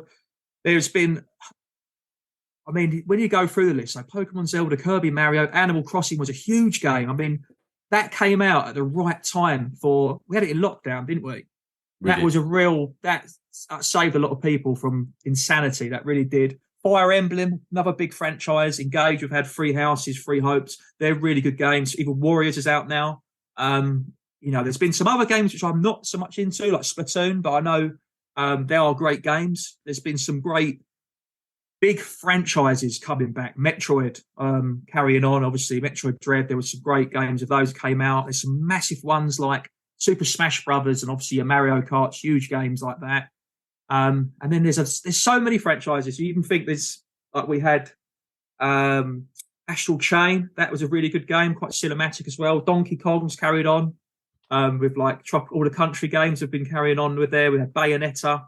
There is a lot just looking at the exclusives, which I think just even without talking about other things, which we're going to get into, just on the exclusives alone, like if we just stop there and just stop talking, that would probably persuade a lot of people to get a Switch because they probably didn't realise just how many good games there are. A lot of people think the Switch is just a game that gets ported over and downgraded, but it isn't. They have got their own strong franchises. And everyone says, oh, Mario's being shut back out and being reused and they need to come up with, something else. But they're making good games with them. They haven't dipped in quality. And if it isn't broke, why would you fix it? There is so many franchises that are going on so strong. And Nintendo are a very, very successful business. They know what they're doing. I don't know if there's any of those franchises which stand out to you guys, your favourites. For me, obviously, I've had Switches around the house, but the younger family members have been using them, and I've had some time on them, but never really sort of picked it up and walked off with it until I got my own, and I got my own through the medium of the Discord. Adam, the artist, has put up a very generous offer, and I leapt at it, to be honest with you. And the games that I still want to pick up that you've listed there, stuff like Astral Chain, Three Houses I want to pick up. I still haven't picked up Mario Wonder. I haven't picked up Tears of the Kingdom. One game that I really enjoyed that kind of slipped off your list, and because of the plethora of stuff on there, I should imagine why. But Luigi's Mansion 3 was one that I really enjoyed. Yeah, it's one of my favourites in the system. Fantastic. Mario. I've forgotten the name of it now. Must have been great. The 3D Mario game. 3D Galaxy. World. Galaxy. Yeah. Galaxy. Yeah. No, not Galaxy. Bowser's Fury. Odyssey. With throwing his hat around, wasn't he? Yeah. That was phenomenal. I still need to go back, and I'm on the last. Because they brought the retro back into it, didn't they? Later on, there was aspects where it went 2D when you was playing it. That section where you go to that city, which in the trailers everyone sort of balks at, including myself. But then when you play along the building and you go through to the 2D Mario levels, and then you end up on the rooftop, sort of simultaneously to the crescendo of a jazz song, they're just so clever. And you're right. You'd think that most people would be like, well, Mario, Stomp the Mud or Dry, Pokemon or Stomp the Mud or Dry. Pick them up, put them in the machine and play them, because they're hitting all the high notes you expect them to hit. And these exclusives, as you say, a lot of console developers would kill for maybe one or two they of would those. Cut off their right arm just to get a piece of that pie. They really would. The think tank at Nintendo is still working perfectly. They kind of know their audience, but they also know their historic players, but they also know how to construct a game that will take someone who's never really played a game before all the way through to finishing the last boss. And I don't think really Nintendo's been around a long time, and somehow, in some way, shape, or form, no matter what camp we threw our hats down in as children, there was always that Nintendo allure. And I think the Switch is almost like the crown jewel in that. It kind of celebrates the history while also opening the door to everyone and saying, but there's also all this. Now, you're going to get into it, but once you start flicking through the eShop or your local game store and realize the breadth of stuff you can get on this console, indies especially, it's phenomenal. What's your next little nugget for us, good sir? What you got? Well, even just you saying then about, you've got Switch, potting about throughout the house. That's another thing which I find so versatile with the Switches. Like I've got some, PS5, Series X downstairs, Xbox. They're in the lounge. They stay in there. I'm not going to pick up a system, unplug it, and bring it upstairs into the games room. However, Nintendo Switch, not only is it a cheaper console to own for your family, but it's more versatile in the respect that you can have it multi-room without needing... I know people that have got 2 Xboxes, for separate kids' bedrooms, or one downstairs, one upstairs. You can get a Switch dock very cheaply off CEX. You can get one cheaply off eBay. I've got a few docks. I take one on holiday with me. I could even plug into. I don't need to do it, handheld. I can dock it if I don't want to play it on the go, and I'll keep one up in the games room, one downstairs. So if for some reason I don't want to play downstairs, want to play upstairs, you just move your switch. You just take it out and you put it in a dock. And I think that gets so overlooked when people see how easy it is, because the amount of times, you might have like a child, your son wants to play a game, but you're watching football on the big screens and they sit there sulking. They could just pick up that switch and they can sit there, plug their headphones in, or they can actually take it up into another room, put it in a dock. You don't need to spend £300, £400 to get another console. I think for me as well, I think, when you're playing that big game on your PS5 or Xbox Series X and you go on holiday, you're on holiday thinking, I can't wait to get back and play that game, carry on. I'm loving that game. And that is, and I know people, and we joke with George saying it's great to have on the go.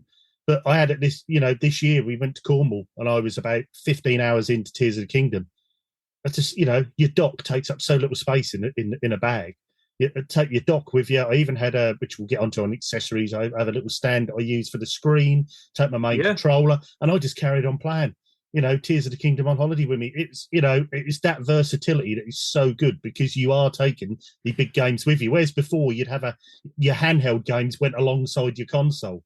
Now your console does come with you. It is a handheld and it is a console. And that's the thing that's really opened up to me. To me, that's been the game changer throughout the history of the show. I played a lot of PlayStation, and I also wanted to have some sort of continuation of that experience. So I was either playing PSP or PS Vita, but you're not taking the big game.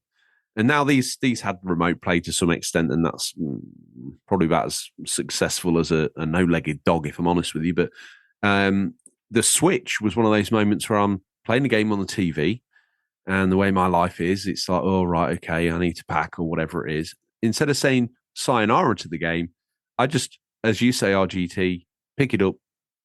And the thing about the Switch is, maybe I've got a big ass, I don't know, but it fits in my back pocket of my trousers.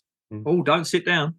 Don't sit down. No, you kill it. Well, I'm sat on it now, so no doubt it's going to be done by the time this episode's finished. But sort of Game Boy Advance SP now. But that's the joy. You take your big game with you. You can play it in the back of your car while your wife's driving you and your freshly born daughter, and you can just ignore her. Yeah, it's great for holiday and hotels. I mean, like if my brain doesn't mistake me, I'm pretty sure, unless it's an lucid dream that I've had.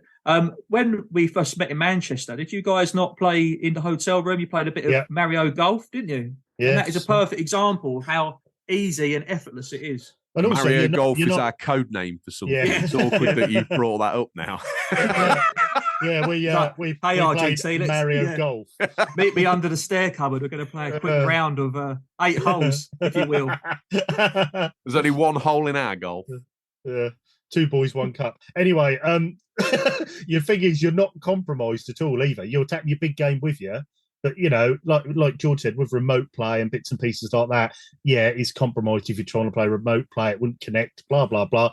But you're not. You've got an awesome screen. If you've got an OLED, you've got an even better screen that looks brilliant, looks awesome, and you're just carrying that game along as you go. So, brilliant idea and, brilliant system. And the eShop is, I know you touched on it a moment ago, but that is endless. There's the amount of times I've sat on a Friday evening, little glass of wine in hand, before or after a Toby Carvery. You can go with either or on that one. When you scroll through the amount of games added, I used to look every Friday night before I went, a bit crazy with the physical collecting for the system. So I've tried to keep it at 200 games and no more, so I don't have to get more shelves. But I used to just sit there looking at what games, and I'd scroll through, and I used to it was like being in Blockbuster as a kid. You're just scrolling through going, wow, look at this, look at that. And then you click on, there'd be a little like thumbnail picture. You have to click on it because it might not necessarily be screenshots from the game. And then I look at what deals is on, and the amount of deals that come up there. And you can save games you're interested on. You'll get emails, add them in your list, and they'll say a game's on sale. But that eShop is absolutely phenomenal. I don't know how that stands up, guys, in terms of the PlayStation Store and with the Xbox, but the Switch store just seems complete elite to me. The Switch is in that sort of enviable position between a mobile phone and a gaming system where it's been privileged to a lot of mobile ports. Now, back in the day, we'd have turned our nose up at those, but some of these mobile ports are absolutely banging. And I, like you, I sometimes don't actually play Switch. I literally turn it on, and get lost in the eShop sale as I click down and down and down and deeper and deeper and deeper into this hole of discounted games. And I'm like, wow, look at that. I mean, there is, it's the same on all stores, I think, but there is a lot of chaff on there you have to go through, but there is a lot added. There is some good, and sometimes when I used to bypass the eShop sales a lot, but that was when George got his Switch, and he'd say, "You send the eShop sales this week or this month," and you look on there, and some of them are really, really discounted. For no reason. They'll just go 70% off. For I got the BioShock trilogy, I think, for like £7. Yeah, it's just some of them are ridiculous price. There is good, and it's the same on most stores. You will have. There is a lot of those cheap games, like you say, there's probably more of the mobile ports on the Switch. But when you're actually going through your big games, there is a lot on there. And you can get introduced to a lot of indie games as well on there. Some really, really good games on there you'd never even heard of until you're just flicking through and think, whoa. And I've found 2 or 3, which will be coming up as hidden gems next year that I found through the eShop I'd never heard of, played, and thought, why has no one told me about this game? I'd never known about it if it weren't for the eShop. So, there is some really, really good games on there.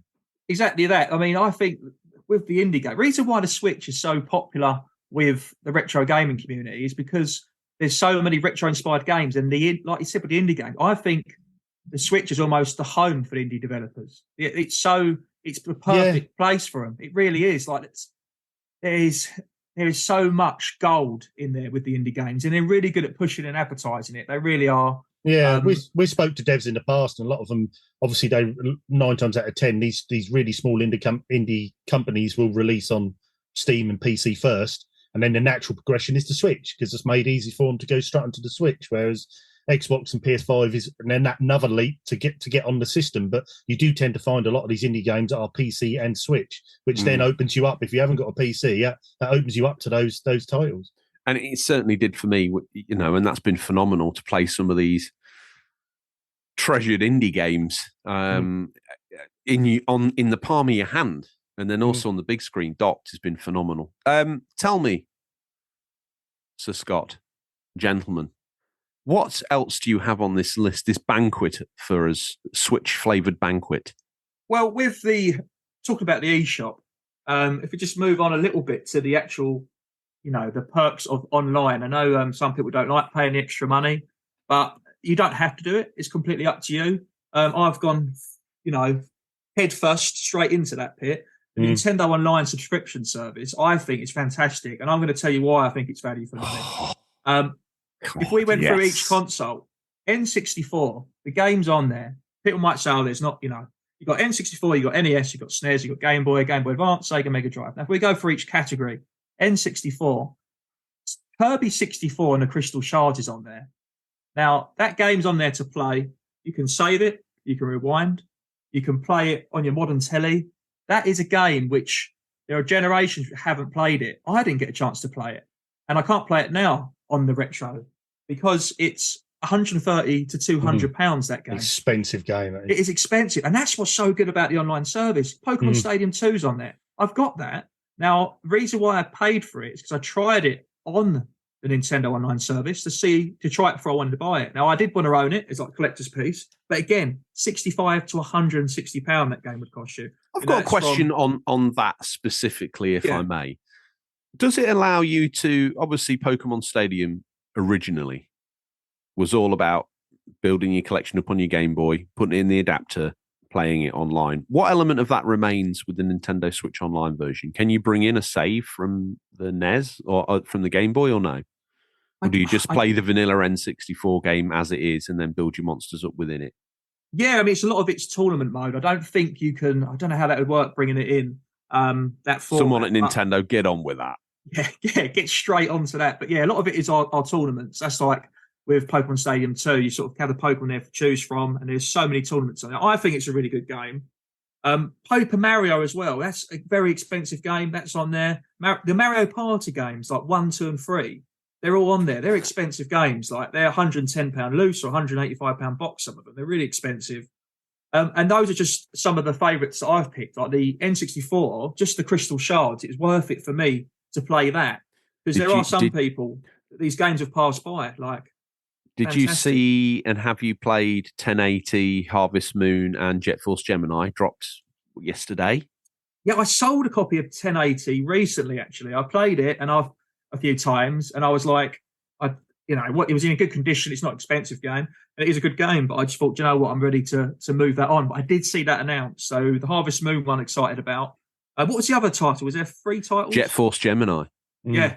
Yeah. So there are, every time I go, so I leave it like a month. You'll click on the app, close down whatever game you're playing, and then it will go, there's something new to play. And you sort of get excited. You're thinking, what's it going to be? And that's what I like about it, because you don't know what they're going to bring up. Each I like month clicking on the card and waiting for it to turn around, because it's like, what is it? What is it? It's like, do you remember when you were younger and you're collecting Panini stickers, and then or even Pokemon cards, like opening it and then looking through, am I going to get a shiny? What am I going to get? And then you get the all reveal where it spins round. For me, I think it's a value for money for that. I mean, I only use it every now and then just to quickly see what's been added, what games are on there. But it gives you, you've got so much choice there. If you've joined, especially if you join now, you get all those games for that one little payout each year. I just think it's crazy not to do it, because you just open up a retro library for next to nothing. On that point, I think when it launched, it was a little bit sort of threadbare. But when you if you joined it now today, you'd be very happy. There's a journey through Nintendo's history from beginning to middle to end almost on the Switch. And I think to give you those games as part of that service is phenomenal. Not including, and I'm sure you get onto it, all the extra booster pack for that you get for Mario Kart as well. Yeah, I mean, I'd admit when it first came out, it was for the diehards only. But you've only got, like I said, we've only discussed the 64 one at the moment, and like the Kirby game, the Crystal Shards, you've only got to like one of the games to have value for money. If you think now you'll spend how much an average game costs, it's always upwards of £30 if it's a AAA game. So say you spend £35, £40 on the game, you'll play that game for 20, 30 hours, do the story. Some games you'll pay 30 quid and only do 10 hours, and you're satisfied to put the game away. So if there's a game that you're playing on there, or some games, and you just play 10 hours on that app a year, it's still value for money when you look at it that way. And across all of the different ones, there will be a game from each of them. I mean, on the NES, you've got the Zeldas on there, Metroid. You've got the original Zelda, the first 2 on there. You've got Kirby on there again. There's so many Kirby titles. It's fantastic. That's one of my favourite franchises. You've got Mario on there as well, the original. I think even 1, 2, and 3 might be on there. And that's going to tip you in there straight away, isn't it? Well, what they've also got, they've got Mario 1, 2, and 3 on the NES. They've got All Stars and World on the SNES version. Then on the Game Boy Advance, they've got the Mario World repacks and remakes that were on there as well. They've literally dumped the whole ROM list for us, and they're phenomenal. What I do like on the NES and the SNES and the Game Boy, I think, is you can get like different screen borders and things to change it up, which I think is quite cool. You don't on the N64 for some reason, but the others you do. And I think the whole presentation of all of it is actually quite appealing as well.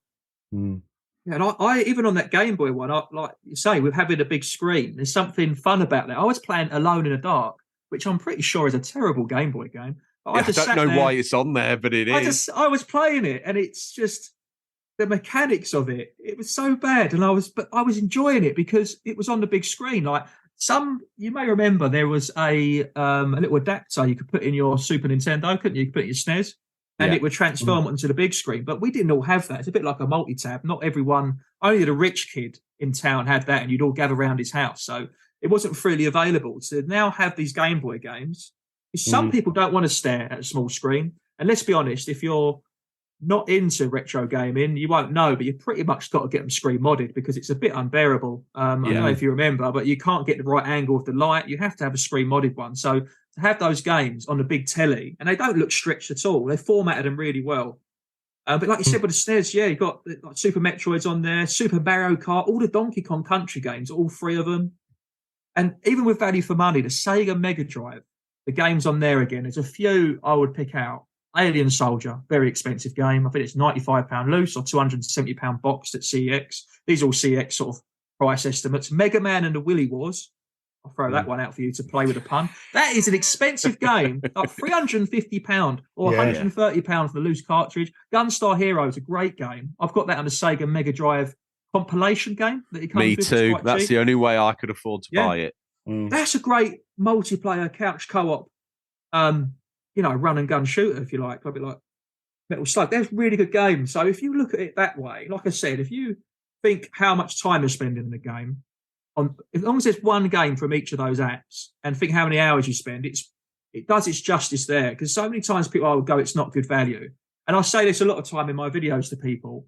Like when we go to like a gaming market and stuff, people go, I'm not buying that. I'm not spending that much on a game. And I always say to them, well, what would you rather spend £100 on a game which you would cherish and love and play so many hours on it, or spend £10 on a few rubbish games that you're going to play for 5 minutes? The amount of games I've brought, and you can go through your on your Nintendo Switch, you can see all the games you've played, and obviously it shows your recent history.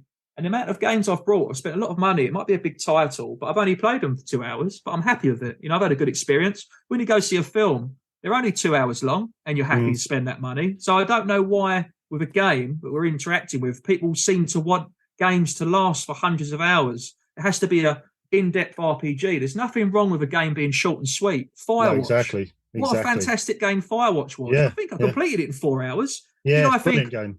Did I think I want my money back? No, I said I want another version of that game. That was fantastic. So there's nothing wrong with things being short and sweet. And as we all get older, time is a hard thing to come by. Like, as you guys know with your podcast, and you've got other hobbies like myself doing gaming, and then you've actually got the YouTube. It takes up a lot of time. So when there is a fantastic game with a short story, to be honest with you, sometimes I say, thank you very much. I actually appreciate it. Yeah. Yeah, I'm with you on that, 100%. Because, but yeah, I mean, some of my favourite games on there. I mean, I'll go through some of mine, and some of them might surprise you, and even some of the sort of hidden gems, which I've got. I mean, some of my favourite games, like I said, was Kirby. I like the Mega Drive Classics because the value for money on there, I think that's only a £20 game, even when it come out. It's got so many great titles on it. Golden Axe is on there, RGT. You can play Golden Axe. Yeah. Hades, that was a huge game. Spiritfarer, I don't know if anyone's played that. That was a gorgeous, I think it was meant to be an indie game. It was from a small studio, but that basically is a AAA title. That is fantastic. I've had great fun with South Park, Stick of Truth. Great game on the go, that one. Even like Disney classics, because I loved playing Aladdin as a kid. I remember the cheat, AABBA. So that came out in a re-release with the Lion King bundled on there. Cuphead, fantastic game. And some of the indie titles like the Super Rare games bring out, I make a physical off. There's a game called Last Day of June, which I really, really love. It's a really beautiful game, a lot of meaning to it. So basically, without giving any spoilers away, you're replaying the Last Day of June. And it is a little bit sad because your late wife was called June and she has a terrible accident. And basically, you're replaying the day to save your wife. And each day you'll do something a bit different and you won't quite save her. So then you'll do the same things and you'll change the last thing you've done. It's a genius. Whoever thought of it deserves an award for that game.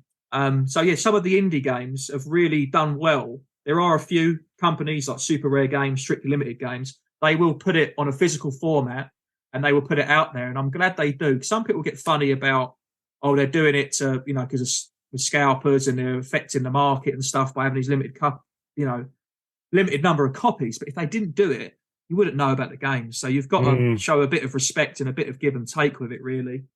There's been some games like with the eShop that I've had the best fun with, and I would never have known unless I stumbled across it. Now, I'm going to run through this list. The first one's quite funny because I say it's funny. It's a bit of a sad story. Thief Simulator hasn't got a physical game release. I'd love it if it did. There was talk of Thief Simulator 2 for ages. I don't know if it ever happened. I was enjoying that game so much. And I remember my wife saying, that's not a very nice game. That you're sort of in the shadows, going through people's windows, stealing stuff. And I was like, some games aren't nice. It doesn't mean I'm going to do this outside of the computer game. Calm down. And anyway, karma happened. I was playing Thief Simulator one night. I went to bed, very excited to play it. Woke up in the night, a bit groggy, from a few drinky poos, if you will. My wife's gone, there's a noise. I've gone downstairs. There's an alarm going off. I've got confused. I've headed to the oven. I thought, is that the oven alarm? And then I've shook my head thinking, what is this beeping coming from? I've opened the back door and someone smashed my car window and stolen stuff from my car. And then from that day, I can't play Thief Simulator again because it's like karma. So I shouldn't laugh, but what the hell? So, Thief Simulator, a fantastic game. Among the Sleep as well. I don't play it now because I might get robbed again. Yeah, don't. It was a taste of my own medicine. It was like, yeah, how do you like it? I thought, do you know what? I'm not going to play that again. Now, I love horror games, but the only ones I can kind of get on board with are I would say, are the online multiplayer ones, like Dead by Daylight, Friday 13th, where they're a bit of fun. You're against someone. Yeah. If you're being chased or something, there's a term I like to use, but I can't use it because we're trying to pick the swears out. But I get very scared. I really do when I'm playing these games. But there are some horror games which you can enjoy the experience that aren't too scary. Among the Sleep is a fantastic one where you're sort of playing a little lonely child trying to work his way back through this sort of nightmare world, to get back to his mother. It's a really good story. It's quite a short. I'd say it's probably a hidden gem for the system, actually, Among the Sleep. It's a really in-depth story that is short and sweet, but it's a fantastic playing experience. Carry On, another game which...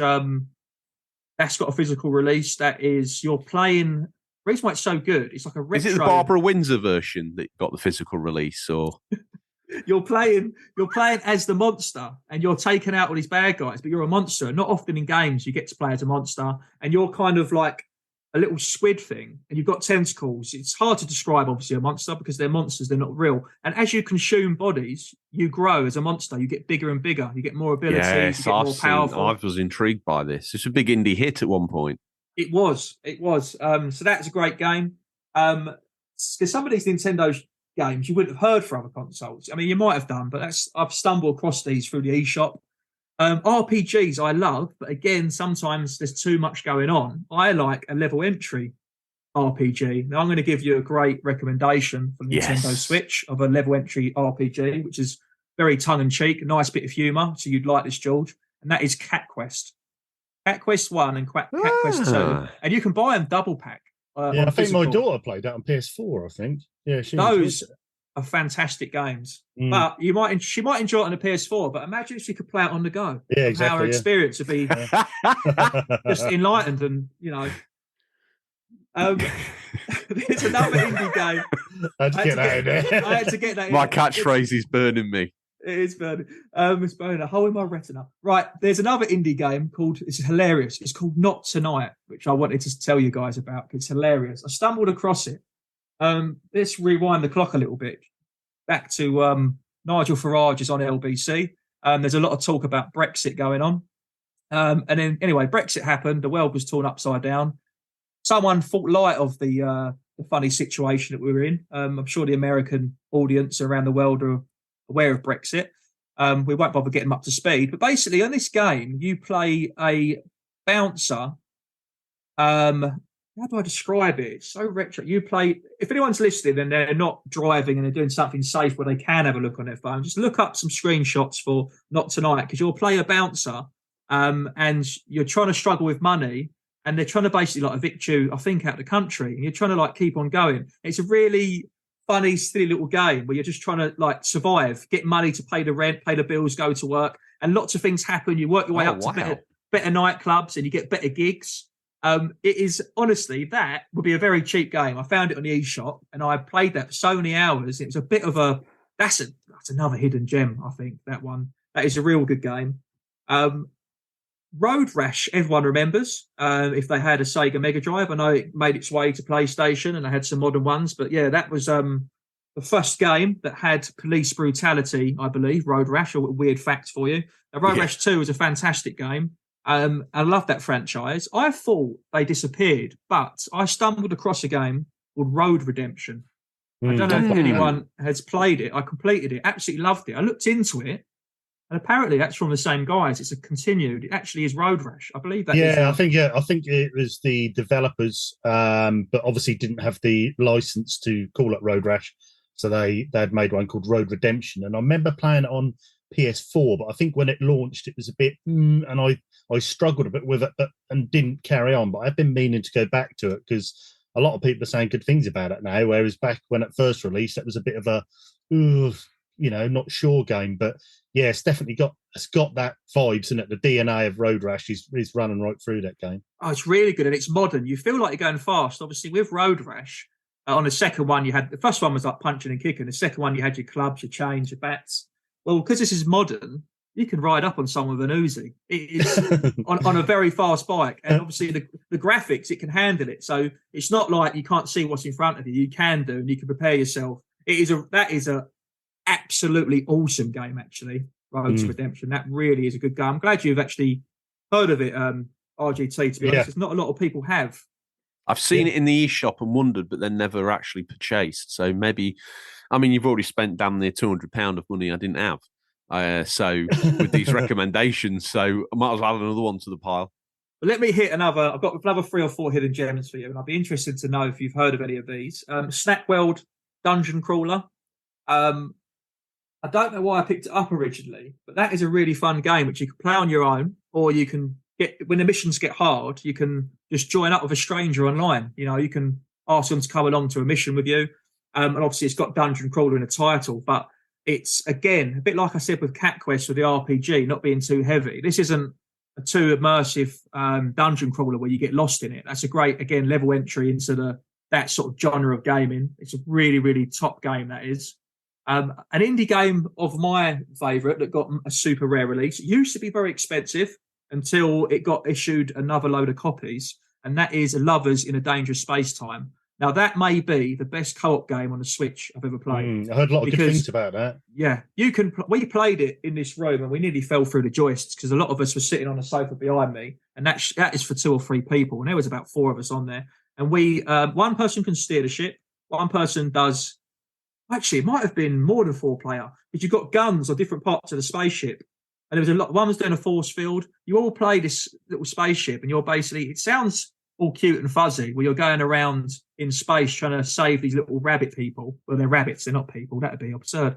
That'd be very scary. That'd be a horror game. And you're saving them, but you upgrade the ship, and you get different ships. There's things to unlock. I love unlocking things. That's why I love old school gaming. I hate all this paying money for everything. I love, like, when you get to a certain point in the game, like the old Mario Karts, where you'll win a track and then you unlock a new part of the car. I love all that. And on day.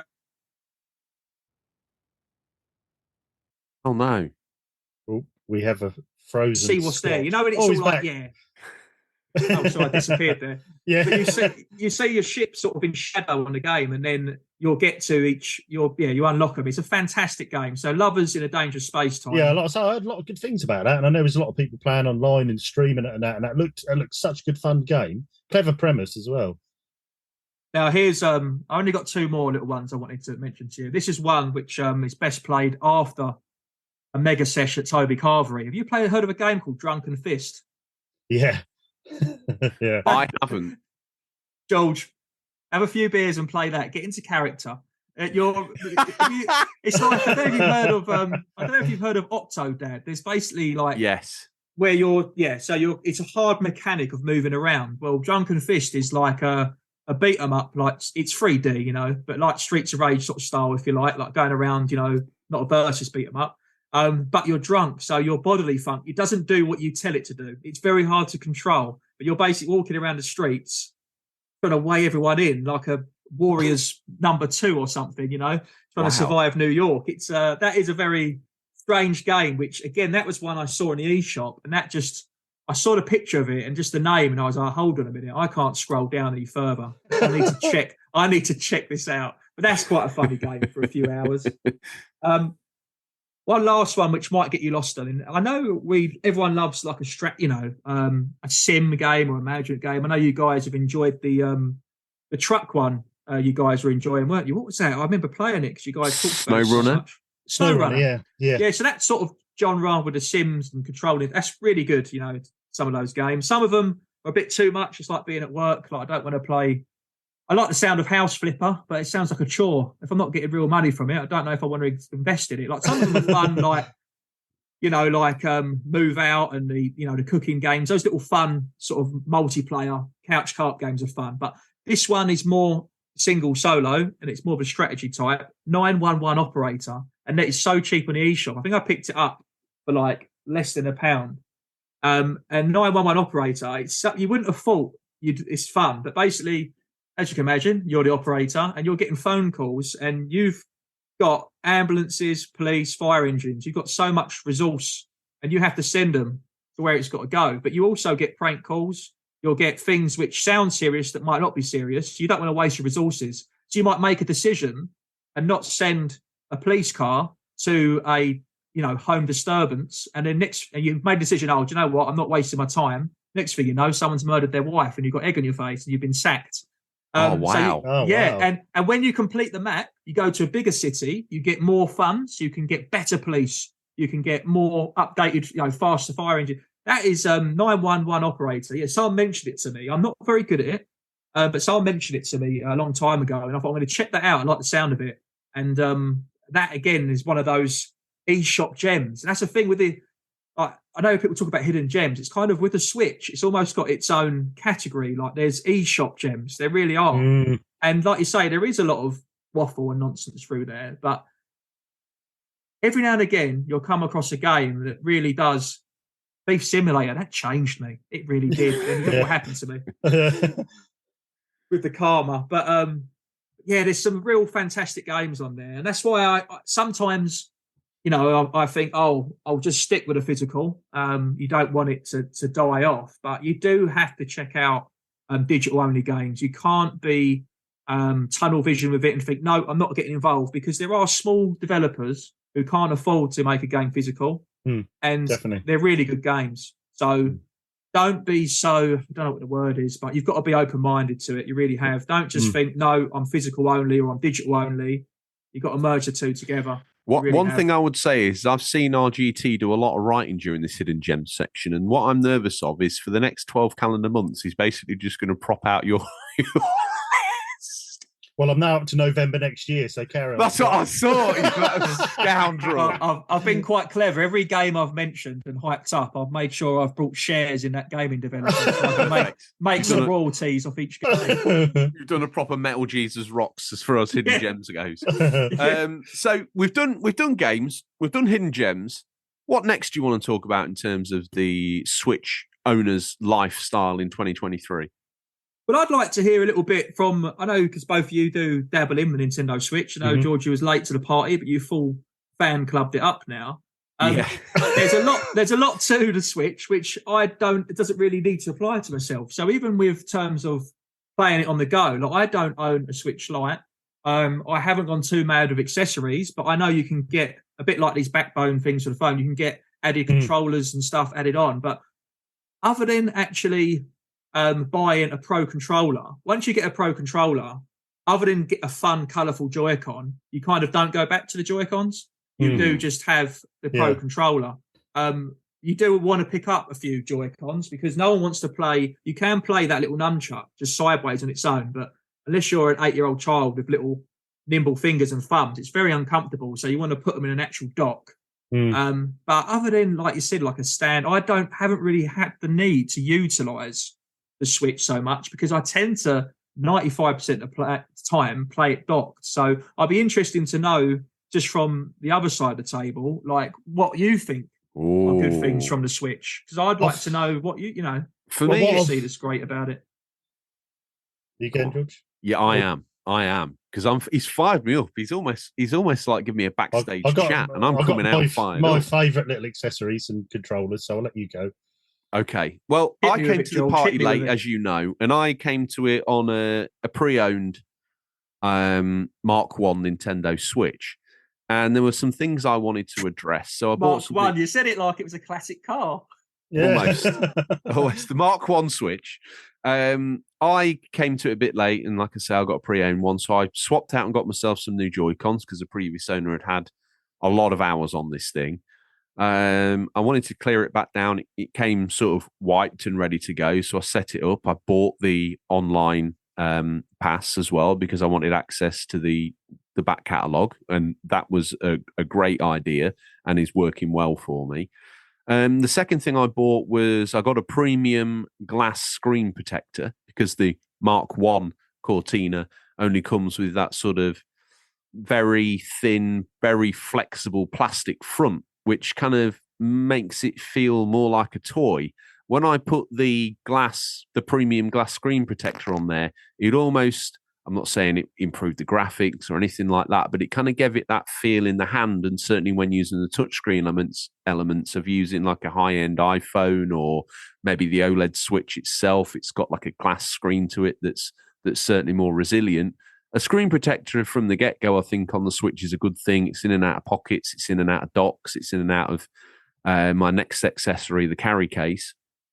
Oh, yes. I love a good carry case. Yeah, and the glass screen protector, I think, has extended the length of the Switch's screen. I'm clumsy. I'm going to throw it in a bag. The carry case is one I got from Asda. It's official Nintendo branded. It's like a woven grey cloth. I've spilt a drink on it, kept the Switch dry, which was more luck than judgment probably, and has enough space in there, can contain maybe 6 games and the Switch. And it also came with like an internal packing element, which meant you could use it for the Switch Lite as well. In terms of accessories, I think I got a Joy-Con adapter, so you can turn them into a controller, which works surprisingly well, even to this day, as a good spare. I got a Pro controller. Can't say enough good stuff about that, really. I mean, it's not cutting edge like the modern consoles are using, but it's certainly very usable. And if you're playing docked, very, very good controller. The Pro controller is a very good this controller. is my time. I'm just saying. It's a very good controller. Don't underplay it. It's an awesome controller. I'm underplaying it. And when you're playing docked, that controller transforms the whole experience. It really does. All of a sudden you're playing, a bigger boy's game with what feels like a bigger boy controller. In terms of other accessories that I've indulged in, I did a bit of research and got myself a massive internal memory card because I thought, let's go for it. Let's not put any limits on me here. Let's just chuck it in and forget about it, which I did. And the other thing I want to talk about is the Switch game card carry cases. Now, first of all, I got one. This really brings the depths of my depravity up here, doesn't it? I got one off of Amazon that looks like one of the question mark blocks from Mario. And that contains somewhere in the region of, I don't know, maybe 18 games. And you press this little button at the top and it folds open. It kind of reveals its inner self to you. Ooh. And it's got like this center section where you put the games in like a rack, and then they clip on the panels that fold out on the inside. So there's 2 on each. I love a nice rack. Me too. It's the only reason why I turn up these days. And then I enjoyed it so much, I got another one. And now that's full. All in. Well, the good thing about these is you can throw a couple of spare carts in and they just rattle around on the inside, to be honest.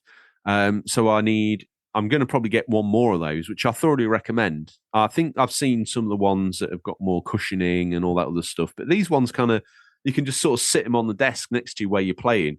And the amount of game that you can take on the go with the Switch in these carry cases, not just these Mario block ones, but in any of them, is phenomenal. And the ability to take your physical games. So I know there's probably people out there that only probably buy digital. Fair play to them. But if you don't and you want physical, then you have to carry around these game cards. They're small, but they still need protecting. So I'd certainly recommend one of those. In terms of other accessories, I've got a couple of screen wipe cloths. I managed to find on eBay one of the Zelda Special Edition cloths, which is good. In terms of other things, I don't have a stand, although I have got a travel stand, which has still got HDMI ports on it. It's got power port on it. It's one that I found sort of recommended on the internet because we know Switch Doctor a little bit. Historically, they've had a bit of a nefarious reputation for bricking your Switch, and I was nervous about that.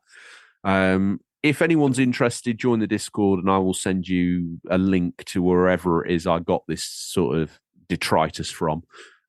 Mainly Amazon, I think, for the bulk of the stuff that I've purchased. But do you know what? These accessories, there's so many of them. There's so many different new Joy-Cons you can get that give you more of a controller experience. There's so many different controllers. Every time I walk in a shop, there's another wired Switch controller sat there looking at me with its teeth hanging out. And in terms of carry case and other stuff, there's loads. And then you get into the ramble of the sort of Wii Sports things, like you stick your Joy-Con in the backside of a horse's whip for G1 jockey. You stick it in a bloody steering wheel for Mario Kart. You can, and that before we even get started on Labo. RGT, I think Look, can I just touch on a couple of bits, George, just that you mentioned, because you brought up some great points, really. Upper or lower body? I will probably go for the earlobe left one on this one. Don't, because that's an erogenous zone for me. You've literally just came up with another reason, which I hadn't even thought about until you started describing your carry case of why the Switch is superior, if you will. I probably shouldn't use that word. It might upset a lot of people. But with the carry case, it made me laugh because you were saying about you fill the slots up, you keep them loose. Mine's exactly the same. There's like 50 games in there, and it comes with like 6 slots. They're rattling around, and you just made me realise, stumbled across a great point, is because it's cartridge, of how convenient that is. If they were discs, you'd have to really be careful where you put them because they will get scratched and damaged. Now, the discs, I've dropped them. They've fallen out of the pocket. I'm pretty sure at one point, one might have even been in the washing machine. I don't recommend doing that, people at home. Do not put your Switch cartridges in the wash. If you do, I'd recommend a hand wash, but that would also probably break it. Now, the fact that they're cartridges and they're not discs, I think is really good. I do think that's great. I've got to admit, some of them will still be too much data for the cartridge, so you'll get a microchip, but you don't have to, I believe. Let us know in corrections next week if we are wrong. I don't believe you have to have the official Nintendo one. I think you can use, compatible. I started off with an official Nintendo one. Same. I've got They're it here. expensive as well, aren't they? They are, and it's 128 gigabytes. And I'll be honest with you, it didn't take me long, even with those minimal downloads that these games do, either as if it's an eShop game or as they get updated as they go along. It doesn't take long. Like if you buy maybe BioShock or we'll take Batman Arkham, the first game's on the cartridge, fair play. The other two are downloads. Well, they're at least 12 gigs each. You only need same 10 with of those. GTA. Yeah. Exactly. Same with GTA. And before you know it, you've lost a lot of space. So I started doing the research. I think there was 2 of the ones at the top end for speed, not that it really makes that much difference, and size. And I bought the sort of second one, which is meant to be faster on paper, but in the Switch, it's not. I got a bit confused in Amazon, and if anyone, again, wants to get lost in the weeds on the Discord, I will talk you through the benefits. I clicked the wrong one. Have I noticed any difference? No. Was it about the same price as a 128 gig genuine one? Yeah, it was. And I've got maybe, I think it was a half a gig. I need to go look, but maybe it was even a terabyte. I don't know how crazy I got with it. Yeah, you can get 500. But there are some small ones as well. So I would say, if anyone is listening to this and they have been persuaded and thinking, do you know what? RGT, George and Scott are talking a bit of sense. They're not just waffling absolute madness. I think a Switch is a good choice to get right now. I would say you need to get a gaming chip. You will have to get a memory card, if you want to call it that. So I would say the best thing to do, don't do what I did. And I just got the cheapest one, which was the lowest, which it might have even been 30. I don't know. Just look at getting a larger one, because you will find yourself as little as 4 weeks down the road, once you've acquired a gaming library of plus half a dozen games, you'll find yourself buying another one. So I would say, if you can, look into what ones are compatible, which are safe, which aren't, third-party dodgy ones. You can get them from Argos. There'll be actual branded names you've heard of, and do look at getting a larger quantity on these larger gigs, because you will fill that memory card pretty quick. You will do.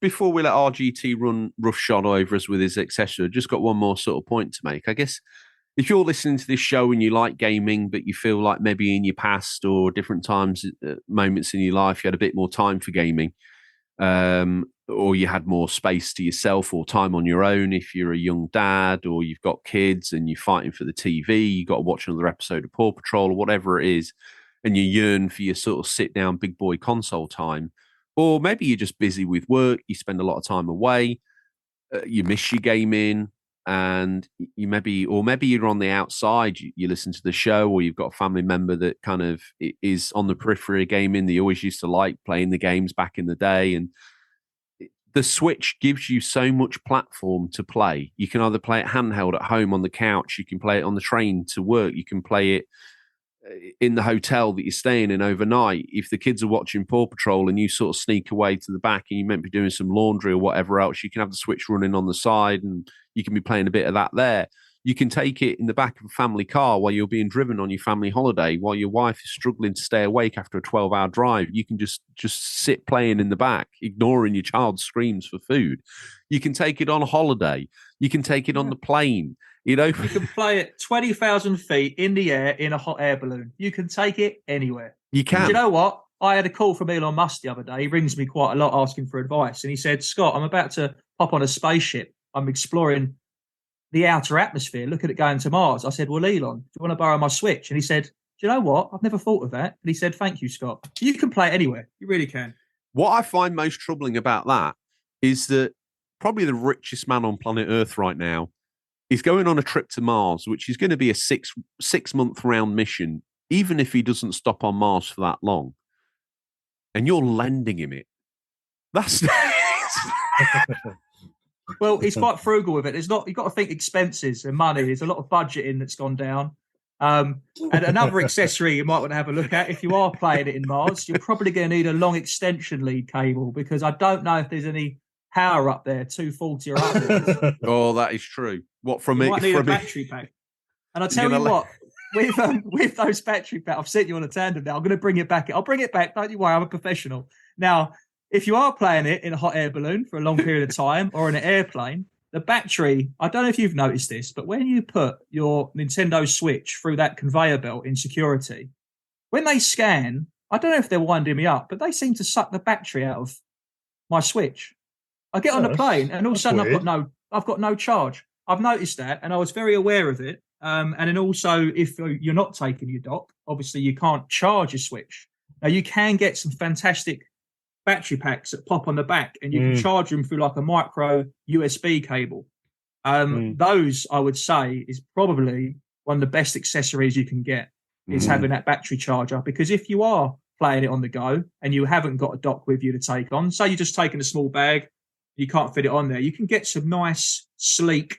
Obviously, the heavier it is, the more battery it's got, but you can get some. And, you know, your Switch might have a battery life of, I don't know how many hours, 5 hours, but you might get another 5 out of this. So I'd say a battery pack as well. This is a little bit naughty, but I must recommend the Vita launch with a battery pack. And now I've been recently plagued on Instagram with ads taking me to Amazon to buy a very, very, very heavily reduced genuine Sony power pack for the Vita. Good news is it terminates in a USB, and that bad boy will easily power the Switch. So it's a very high milliamp battery. I know I've looked at some of these, and you get sometimes with work and stuff, you go somewhere and you get thrown a battery pack. Here, I have one of these sort of things. I've got a solar panel one and all sorts of weird flaffles of charging packs I've got. I've noticed that the Switch will work with any of them, but the rate of charge is low unless you've got a really high milliamp battery. Now it's these bad boys that you need to be looking out, and that Vita one would be, if it's still cheap on Amazon again. If you're interested, shout at me. I'll get you the links. But I'm sure there's Nintendo branded ones as well. I'm sure you can get one that looks like Mario's left nipple, as far as I'm concerned. Special edition charging pack. They're out there. And I'm sure there's all different brands. I'm sure Numbskulls have got one, Joy-Con have got one. God knows which is the best, but yeah, definitely a very good recommend that is. Yeah, we'll put in, if anyone is in a Discord, obviously if you're not, do jump in and get involved, but we'll put these in a Discord for anyone to see. So any, headphones you recommend or any bits that you've spoke about, George, or what RGT is about to mention, if there is any, we'll put some good links in a Discord for the good folks to check out. Might take me a while to clean up my buying history and put those through. I've bought a lot of tat recently, but yeah, I definitely, if anyone's even mildly curious, I'm well up for that. RGT, give us a message. You've had the opportunity removed from your mouth 3 or 4 times now, and you got all giddy about controllers. Why don't you regale us the story of your Switch Pro controller? Well, I was quite late to getting a Switch Pro controller because obviously they're obviously an outlay. They're quite expensive, £60-70, depending on where you buy them from. I think you can get them cheaper in deals. But I originally I searched through to find the best, what I thought is the best aftermarket controller, which is perfect if you don't want to buy, if you're using your Pro controller, but you want a spare one for a friend come round. I use a company called Red Storm. and they do a fantastic controller, very similar layout to a Pro controller. What's funny about that? Come on, spill the beans. What's funny about a Red Storm controller? It just sounds like the sort of sounds like the sort of sanitary towel Bridget Nielsen would use. Oh my God. I didn't see that coming. That's quite impressive. That's immediately what came into my mind. I am really sorry. Anyway, it's called a Red Storm controller. No, but they're graphic designs on them as well. They're good designs. You can pick any design you want. They've got light up buttons, all the little jazzy bits, but they're fantastic battery, very good analog sticks, brilliant buttons, very hard wearing. And you can pick these up. I mean, I got mine in a sale for £17. They're wireless as well, £17. But I think you could pick them up for round about £22. George has got his finger up like a boy who wants to ask a question in school. My only issue with these third-party third-party controllers or Pro controller type wannabes, is do they have HD Rumble or NFC? Because NFC is a bit of I don't mind about that. You take it or leave it, but certainly because it's very very underused anyway in a lot of games. Anyway, but the HD Rumble is what caused me to sort of go through a list of these controllers and be like, oh yeah, maybe I'm not really sure. And then I ended up getting the genuine one because I was a bit nervous about HD Rumble. Does this have HD Rumble or no? I'm not sure. It has got Rumble in it. Well, then that's enough for me. Yeah, and the only downside I'd say to them, and it's a minor thing, they're very light. They're a very light. I like a heavy controller. Let me say the one thing that piqued my interest about what you said was the light up buttons, because I've spent a lot of time in like PlayStation, Xbox ecosystems, and haven't really had I've had all the Nintendo consoles, but not actively played them hard since back in the day. Sometimes the button prompts come up and I'm like, I'm playing in a darkened room. I can't see. The idea of a backlit buttons on a controller like that is game-changing to me. Yeah, they're very good. They're like a clear button that's lit from underneath. They look very good, different colours. And also your analog stick, your left analog, is lit up as well. And that sounds really cool. That sounds great. Good. And they are, for the value for the money, they are brilliant controllers. And I'm not just saying it because I've got one. They are for a cheap second controller, or even if you can't afford a Pro controller, they're very good. I've played, especially my Wii U, you can get a lot of the Wii U Pro controller copies, and the analog sticks don't quite move right, and they don't quite have the feeling. These are very good controllers for an aftermarket one. And I've done my research on them. I watched a few YouTube videos. You got to be careful. I had to watch non-sponsored YouTube videos because obviously their reviews will be a bit tainted to what they recommend. So I went with a few non-sponsored ones, and people raved about them for the price. They are absolutely brilliant for the price. I'd highly recommend them. Same again, if people are interested, want me to drop a link for the Red Storm controllers, I'll pop it in. I think mine's like sort of a Galaxy looking one. Looks like a Galaxy. So, but you can get more like a horror skin one, or you can get one that's looks like the Matrix with the dots going across it. And yeah, they're very good, very versatile controllers. My second best accessory I've got is on my Switch dock.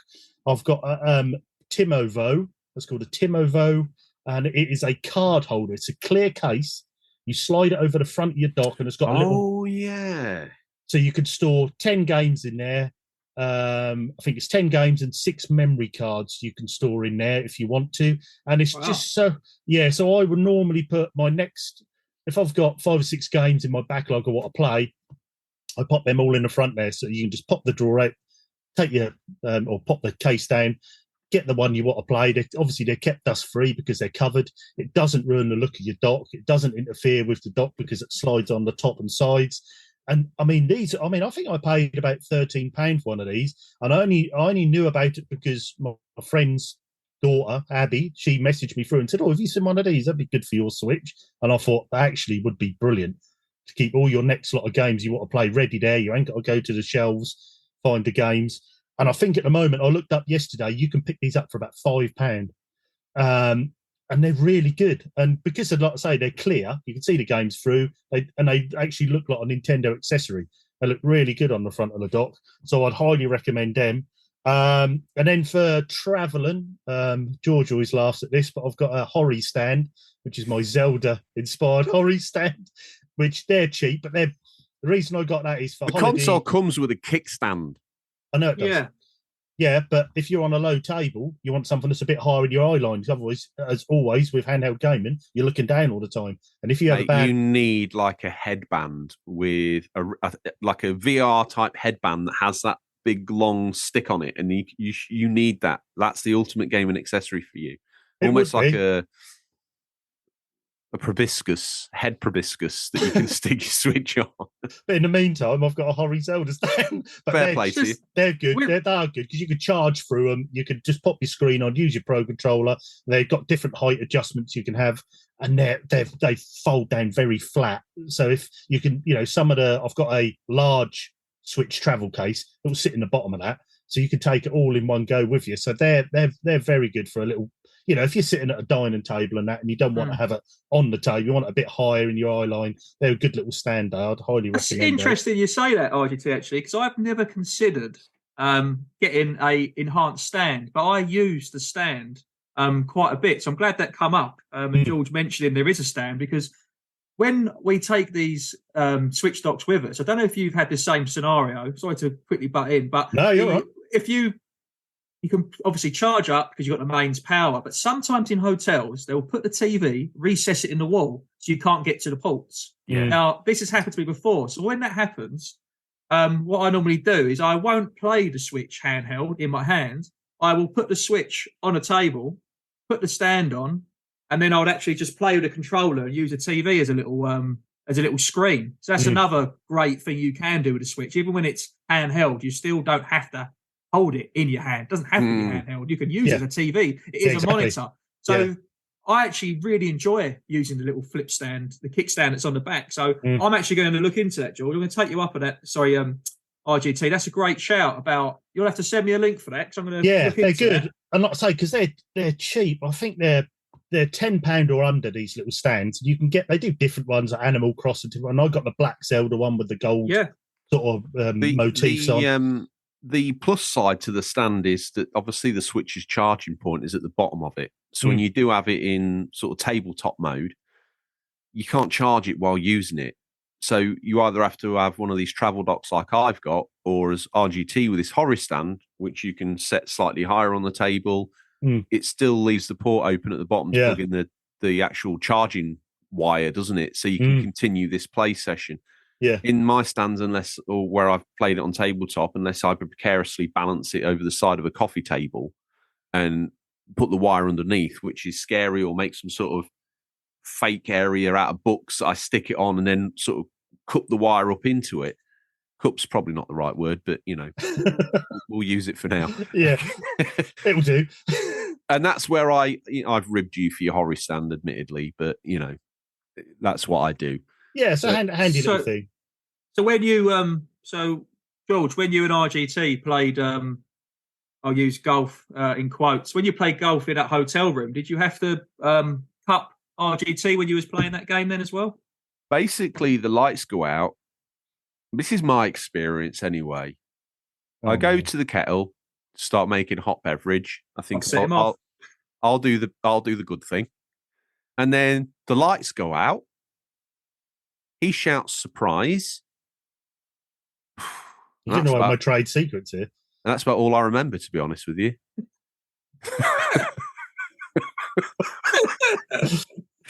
Next thing I remember, I woke up on the main stage of Timeless. My arms outstretched like some sort of Jesus apostle. It was a very strange. Slightly limping. Anyway, back to the accessories. Yeah, sorry, RGT. Back to what you were saying. Accessories. Let's bring it back. You put 10p in the slot and I just went. I think the final one for the main Switch is I know people say, yes, you charge your Joy-Cons on your dock or on your Switch when it's in dock, but I've also got a separate charger just in the USB on the TV. It's a £10 charger. It holds 4 Joy-Cons, but you also get the little dongle to plug in. So I've always got either a Pro controller or my Red Storm controller on charge, and I've always got 4 Joy-Cons charged, as well as the 2 that are on the Switch. So you can rotate them, and you've always got a Do you remember seeing those Joy-Con chargers in CEX Mansfield or wherever it was for £1? Yeah. Unbelievable. So you can pick these up. And the thing the only reason I got one is because we had a few friends round one night, and we were going to play Mario Party, and the Joy-Cons are all dead. And I suddenly thought, I need to keep them charged up all the time. And I got this little one that's, while the TV's on, it's charging the controllers. You've always got charged controllers. And for the price, you can't, like you say, George, we popped in CX. They were doing them ones that were charging 4 Joy-Cons at a time for £1. They were. You know, so you could pick those up.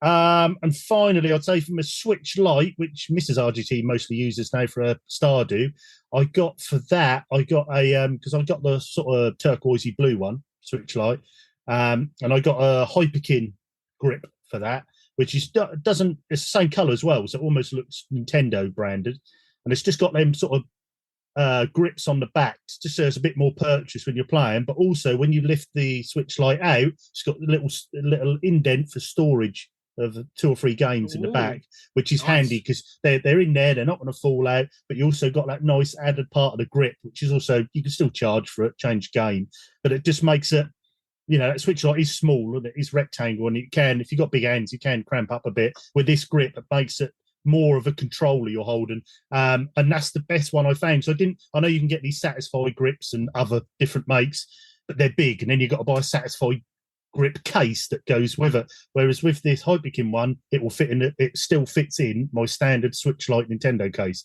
so you can still, you know, fit it in as usual. But it's just got that added bit on. And I mean, I don't think they're much more than £10. Those Hyperkin ones, they're not like a plastic or rubber, but they're quite firm in between, if you know what I mean. And that sort of high wear and sort of material, which is really good. But for a Switch Lite users, I'd definitely recommend one of those. I think Eslo and Midler sent me a very similar PSP with a grip on it that sounds exactly like the one you described. And to be honest with you, it takes like a handheld gaming device like the Switch or the PS or the Switch Lite or the PSP is, and it gives it some of that legs back that the full Switch has got, or you would want from the PSP. So I'm interested by that. Yeah, very good. Yeah, you're giving me some good ideas yourself. Yeah, some good things to take away there. Well, I think also Switch for a while. You know, I know obviously this is the Switch episode, and we're all saying for people to buy a Switch, but there is, you know, it is good. It is, as we say, on the go. It is good for having at home, but there is so many accessories and bits to make it even better on the go, or even better at home. There's so much. There's so much you can get. I mean, you can even buy those big screens now, can't you? Which you just stick your Joy-Cons on, and your Switch goes in the back, and now you've got like a 15-inch screen between your hands. You know, there's so much you can do with the Switch nowadays. You know, now it's 5-6 years in, people have made so much stuff, and like you say, a lot of it isn't expensive, these accessories, but it's just ease of life. They're very good to have. Yeah, it's what you want to do with it. You can get, like, even on the Joy-Cons, like you said, you can get little pads on there to make them more comfier or bigger if you play it a lot on the go. There's a lot of not cases, but sort of added extra grip. There's a lot of grips that's added for them. If you were a young kid and you had like £10 pocket money and you wanted to go in town and freshen up your Switch or whatever it was, you are not going to be disappointed. No, it's a rabbit hole. It really is. If the accessories is a rabbit hole, there's a lot you can get involved in with. But it's how much. I mean, I'm quite bare bones minimalist really with the Switch because I haven't gone too mad with the accessories. But I think the more you play it on the go, the more you will do. So if you're a docked man like myself, you probably don't need much accessories. Maybe some headphones or something like that, or a carry case like George has got. But if you're playing it, you know, you've got a light, or you're playing it most of the time, you know, traveling or commuting to work, then you're going to want to get knees deep in the accessories because there is a lot. Yeah, I think for me it was, if you're taking it on holiday, you want to make sure, one, is safe. 2, you can take as much as your stuff for as little luggage space as possible, but as safe, and also just to ease of life and experience, like I say, with the little stand, get it a bit higher when you're on a table, you know, maybe get that extra battery pack if you're on the plane for a 10-hour flight, but you only got 5 hours of charge. You know, you can just eke out each little bit to make it that little bit better with the Switch. And like you say, for the value for money you can get these things for nowadays, you could do it pretty cheap. Yeah, that's exactly it. And that's it. Like with the Switch, it's not just some people think it's a handheld console, but it really isn't. I mean, I'm proper voice to that, where I only will play it not docked if I physically can't. So people see it and think, oh, it's just a handheld thing to play on a train or whatnot, but it isn't. It can be a main console. That was my main console for. I only got the Xbox Series X and PS5 this year. We're talking August. So Yeah. I've been playing the Switch for 4 years as my main console. So it's not like you have to have a console and then a Switch. Like it is a great system. It really is. Another thing I love, and other game collectors, I know RGT, I've seen a lovely video from Dan, the Games Man, where he did get to see your incredible shed. Thank you. You're obviously a game collector yourself. Yeah. I love a console variant. Now, the PS5, the reason why I got one is because they brought out Spider-Man 2 variant. Brilliant. But before that, there wasn't. It's just the clip-on cases. The Xbox, we've had a Starfield controller, but other than that, there was a Halo console, which looked like someone flicked a paintbrush at it. But there's not many variants. Now, I love a variant. Now, on the Switch, I mean, I've got a few here. I've got 2 different Pokemon ones, got an Animal Crossing one, there's a Monster Hunter one, there's a Diablo, where they actually put patterns and pictures on the dock. There's a Smash Brothers one where it's on the back, and you get a cool box of it. So as a gaming collector, I feel like the Switch, Nintendo, obviously, they know what they're doing. I feel like they're getting more out of it, because there's a lot of game collectors who have got a PS5 and Xbox One. I mean, I'd love to see the sales of how much the Spider-Man PS5 got, because there will be people who already have a PS5, but they would have brought the Spider-Man one just to have. They didn't need another PlayStation, but they wanted it because they're game collectors, and we love a variant. Yeah, exactly. Yeah, that's a good point. So yeah, Nintendo definitely tick that box. I absolutely love it. I know people say I'm a fanboy. I'm proof of the pudding that I'm not 100% Nintendo going mad, because I am playing the other console. So I'm not, I'm climbing both sides of the fence. I'm not being naive to it. I'm going to have a look. I'm not saying the grass is greener over here. I'm just telling you, if you haven't got a Switch, these are the things you want to know, because you're probably going to want to have one. They are brilliant. They're a reason why they've done so well. And that's the reason why the Nintendo Switch 2 or the Pro keeps getting delayed, because they kind of haven't needed to bring it out. Obviously, it will come. It will come soon.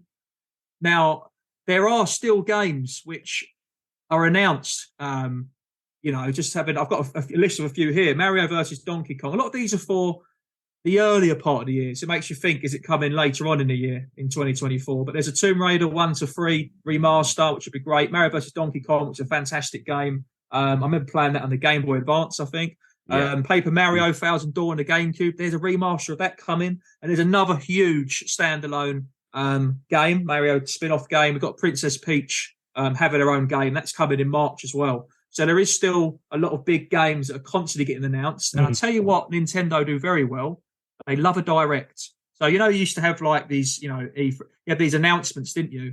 But they just do them all online, and they really do flourish in it. They do it even an indie direct, because they know there's a lot of indie gamers. So you'll get a Nintendo direct every so many weeks or months. And then in between it, you get indie directs, and it's like a teaser of all the best trailers that are coming out. And it literally is just chucking the fishing hook out there, and you just see it. You're gasping. You're like, it gets everyone talking. They're very good at marketing, and I just don't think it's going away. It's a force that's managed to stand there. It's fought off. What was the big PC sort of Steam? Is it Steam Deck? Wasn't it? Steam Deck, very expensive. I mean, there there's a lot was of the things. Rogue Alloy as well, weren't there? And everyone keeps an going Asus on. one. That's everyone goes, it's a Switch killer. This is a Switch killer. I mean, look. No one's killing a Switch. Unless the power goes out and you switch the light on, it doesn't come on. The Switch is staying there. It will be victorious. Is there anything else you want to cover off in terms of Switch, or do you think we've hit all the high notes there? I'm sure there's some bits we probably missed, and a bit more. There might be some other things to touch on. The more we talked about it, if we sat in a pub or a Toby Carvery and had a few beers between ourselves, I'm sure we'd come up with more things to talk about. But I think those are the main important things. I think that's a really great. I think it's a nice little starter intro, a nice little guide for anyone who is looking. Because if they haven't got a friend who's got a Switch, which is very unlikely, but if they haven't talked to someone and they haven't been persuaded, they may have never considered these points. So even though they might seem very basic to me and you, but if you've never played a Nintendo Switch and you haven't had any experiences with Nintendo consoles before, you might have just had PS1, PS2, PS3, PS4, PS5, and you know no different. Might be the same with the Xbox 360 one. If you never had a previous console, like a Switch or a Wii, then you might be a bit in the shadows with it. But I mean, some Nintendo consoles, some of them sort of hit and miss, aren't they? They're not as successful as the others. It seems to be every other one. But yeah, with this Switch, I mean, what more can we say? What more can Well, we really say? even if you jump in nowadays, I mean, your choice of, like you say, from accessories to games, you're spoiled for choice there, because there's a massive library and there is something for everyone on that system. Yeah. I think You know, I you could get argue that getting one now is the best time to get one, because you don't have to wait for any of the flannel to come out. You can have. Well, you can jump straight in on an OLED. You can pick which one OLED you want, whether you want a Zelda one, an Animal Crossing one. You can, all the styles are there. And then game wise, you're spoiled for choice.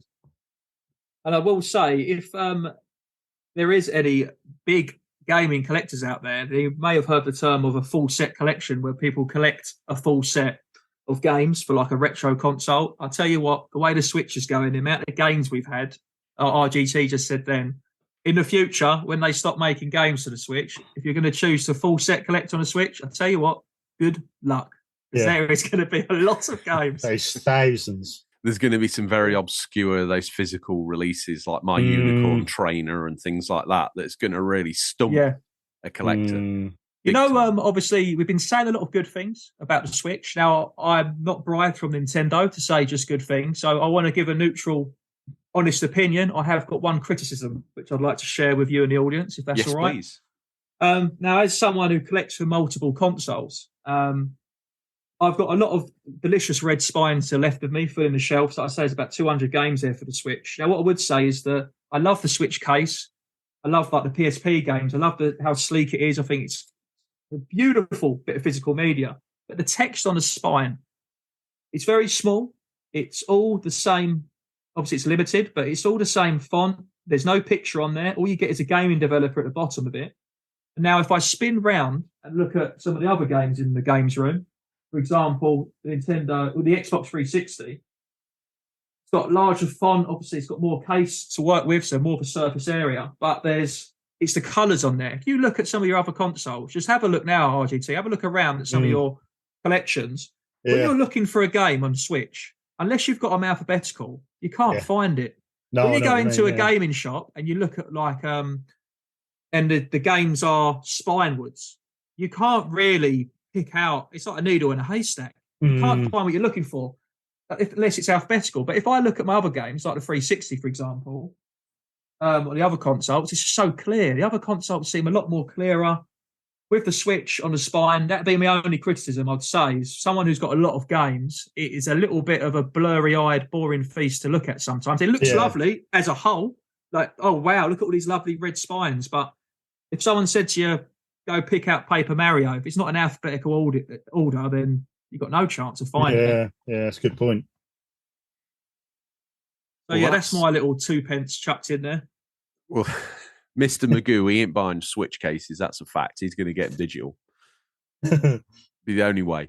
So, I think we've covered off everything there. And thank you for putting together such a compelling and informative list of things to enhance your Switch experience in 2023. And certainly, you've wet my whistle, and I've got one. And I thought I'd sunk pretty deep in the depths of depravity with the things I've picked up. But little did I know, a whole other can of whoop-ass has been opened, and my Amazon account's probably going to get pretty damaged off the back of some of these. My eShop activity this afternoon is going to go through the roof. Nintendo probably going to think I've won the lottery. That's not the case, sadly, but they'll get bought anyway. Some of the ones that you've listed there in Hidden Gems, I will be going back through and working through on the eShop, see what I can find. I think 911 Operator is one like you that I've kind of ignored, but after that description from you, I'm like, this could be a good game for me over Christmas. So it's things like that I'm really intrigued about.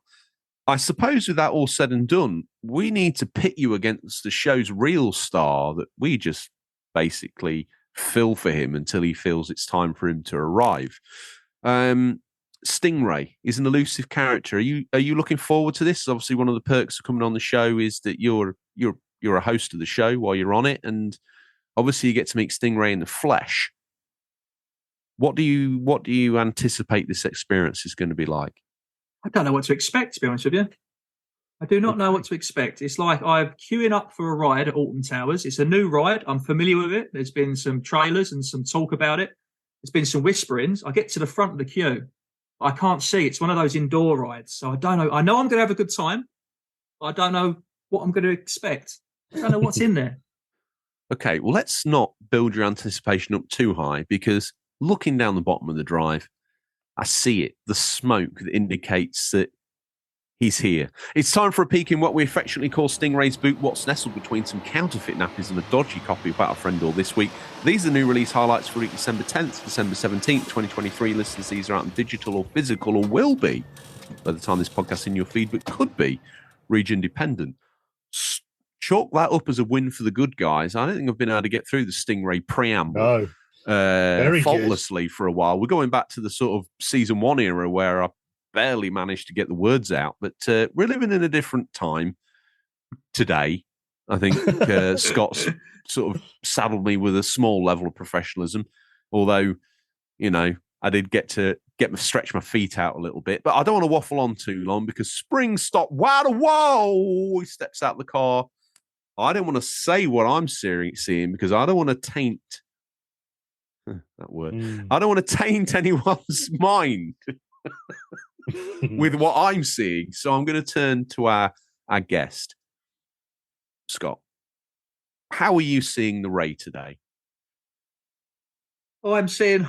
Tell you what, I'm really looking forward to playing a little bit. Is I've got a bit of a Rockstar fetish going on at the moment. So obviously I've been playing Red Dead Redemption, but to the right of me, underneath my mobile phone, the Grand Theft Auto trilogy, Definitive Edition. Really want to get back on San Andreas. Really want to play that. But we're at this announcement, obviously, from GTA 6 with the trailer, and I started looking back at some of all the old Rockstar games, and there was some which need to give a bit more attention to. Bully, what a fantastic game that is. And I've got it on, it was kind of a weird, almost a remaster. It came like on an Xbox One copy. I ordered it ages ago, and I thought it was for a different console, like 360, and it come through an Xbox One disc. I'm wondering if that's backwards compatible with the Series X. I'm hoping to try that out. That's probably what I'm going to be delving straight into, I would have thought. Because, really excited about just full and Rockstar at the moment. Okay, that's great. And I'm also excited. Is that how you're seeing the Ray? As almost like an animated version of your own dreams for what the next Rockstar game is? And his son Wayne is a rare copy of Bully for this Xbox Series 1?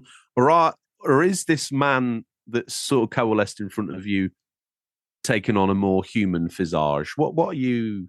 I don't know. The Ray to me is like, if you got a mirror, and then if you hold a mirror and look at it, but then also angle it so there's another mirror behind you.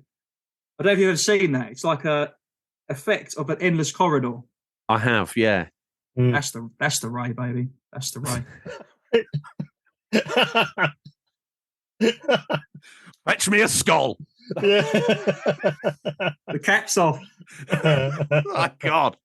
So Ray's like a floating ambiguous fever dream of yourself about 6 mirrors back that you're sure just winked at you. And he's holding a copy of Bully, but you don't quite know. This is I'm glad I didn't take your mind with what I was seeing because it wasn't that. RGT. I've got too much of a backlog for anything new at the moment. Got too much. RGT. Well, I'm seeing the Ray. As always, he's on point. So he's like a sort of mullet-laden Jeff Keighley at the moment. He's almost like a Jeff Keighley lookalike, but just with that sort of bit of Pat Sharp about him. And then Pat Sharp. He's got that Pat Sharp mullet. Yep. And then Wayne is just like, he's made the effort. He's got a very, very small Kojima. And he's just walked out of a little door, just like Kojima did on stage at the Game Awards. He's even got the smoke. He's got all the rest. He's got the red trainers. Very good. So for me, there's a mullet-laden Keighley and there's a very small Kojima in front of me. How about you, George? Well, it looks to me like Ray's been on a bit of a raiding experience in Pripyat, Russia, because he's come back with what's setting off my Geiger counter, but it looks like a vintage collection. He's come himself and his son Wayne as a vintage collection of Russian sanitary products. He's here in a Bridget Nielsen branded Red Storm heavy flow pack. And Wayne's just a light use towel. Wow.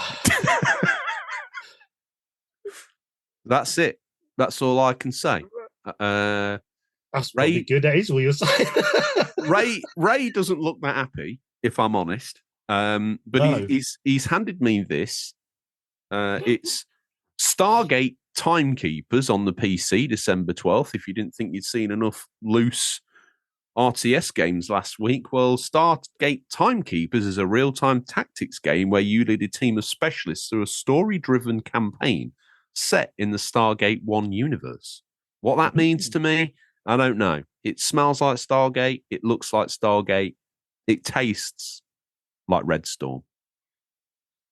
Next up, we've got Pioneers of Begonia, PC, December 13th. The city builder Pioneers of Begonia is all about exploration, discovery, and reuniting the fantastical islands of Begonia. Build over 40 different buildings, use more than 70 different types of goods, manage widely, branch production chains, and get creative in establishing your economy. What I love about Ray is that he's orchestrated this list Mm-hmm. to trip Scotty up. Because Scotty, what's your next pick out the boot? I just read that. What's your pick out the boot, friend? Well, I can't get the Ray's list up at the minute. Now, what's happened? Thing is with Ray, because he's got the tash of Anchorman. Also, and he's got the hairline of an aging Samuel Jackson with a sort of attire of. I don't know if you've seen Arsene Wenger at the touchline with that big coat which he can't seem to get up and zip. That is like me now fumbling trying to find this elusive list. Because I can't get the link to work on my phone. Wow. Okay. Well, the good news. So you'll have to pick one out for me. Yeah. Well, it's House Flipper 2 on PC. December 14th. You can't write this.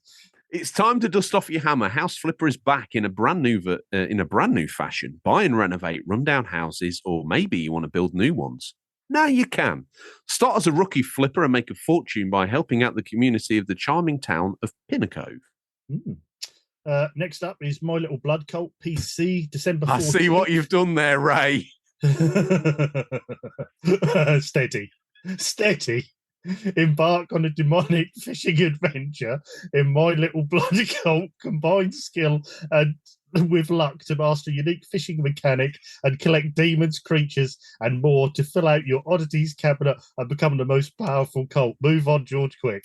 No, let's not move on. Let's just pause. Oh, no. That game, just a quick one. That game, right, when I saw the title of it, I would never have guessed in a million years. You could have said, Scott, have 100 guesses of what this game is about. Yeah.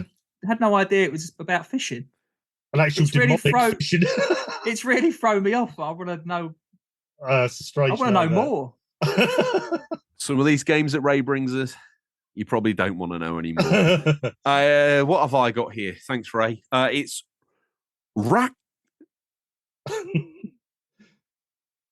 It's Raku Venture on the PS5, Xbox Series X, PS4, Xbox One, and Switch, December 14th. Solve puzzles and find all hidden items in this collectathon 3D platformer adventure game for PC. Oh, this is my mummy, this one. Ciarama. World of Shipping PC, December 14th. Experience the challenges of running a successful shipping company with Ciarama World of Shipping. That's got you written all over it. When I was putting the list together, I saw it and I was like, oh, yes, please. Oh, yeah. Ray just whispered in my ear, and Ray has said, Towers and Powers. Yes. PC VR, PSVR 2, Quest, December 15th. And do you know what? It's time to be a god. Save your residents and keep their islands from falling to the forces of chaos in this VR tower defense game. Wow. That does sound. If I had a VR up my street. Yeah. It's another reason to dust off your PSVR 2. Scandalous Sony dogs. Seeing as you've got your teeth in and Ray's now able to coalesce himself as a physical form in front of you, why don't you snatch that last game from his dirty mitts, Scott? What's he got you? Well, what he's got here deep in his shallow pockets is Trinity Fusion. XX Expert. December 15th. A lot going on this day. 2 in a row.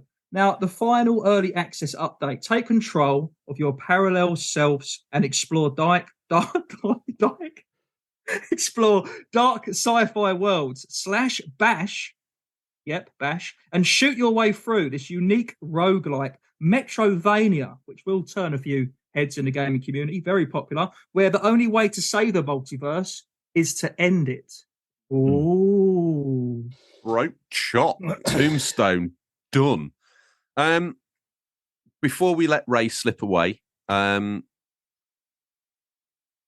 you stumbled into this section almost in a fever dream. I don't quite know what happened to you. I got very excited because I'm surrounded by games, and the backlog is real and it exists. And every time I listen to your show, I buy another game. And to be honest with you, it's not what you're playing next week; it's what you're playing for the next 10 years. Yeah. Okay. Well, with all that said and done, we want to compound your pain one more time. So, do you want to pick a mummy from Ray's list? I would think. Will it come with the VR? Can I get Tales and Powers with the VR sent to me? You From get Ray, whatever. as we know him quite well. I would, to be honest with you, House Flipper boy, House Flipper 2. I generally want to try it. I saw the game; it looks fun. I'm pretty sure I downloaded a demo for the Switch, but it felt a little bit too like work because I am in that world of work, and I thought, you know what? Because I did before, I played a construction simulator game. It was very fun. Then I realised I was going to work, then come home and playing work, and it put me off. But House Flipper looks very, very fun. And the fact there's a second one, it's obviously gone on a bit of a roll. It's picked up some momentum. It's picked up some good audience. It's got some good traction on the tracks. It's pulled out another game. And to be honest with you, the fact that it's on this list, on the Rays list, I think that would probably be the one that jumps out to me, which is probably be a bit of a dark horse, I would have thought. A dark horse from G1 Jockey Champion Edition.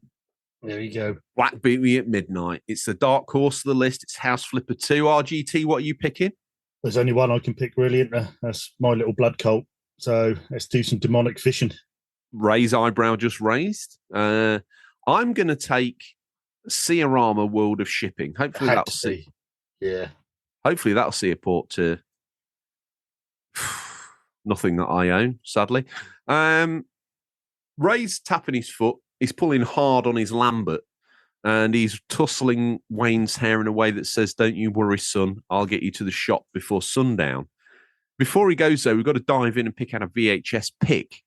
Now, I've waded in, and I'm pulling out this little gem, Space Camp. It was an 80s film where some kids ended up going in space. Wow. On a NASA shuttle as well, believe it or not. By accident, but then they made it happen. Scott, what's your Mummy VHS pick from the boot? I would say, first of all, is that a real film? Yeah, Space Camp.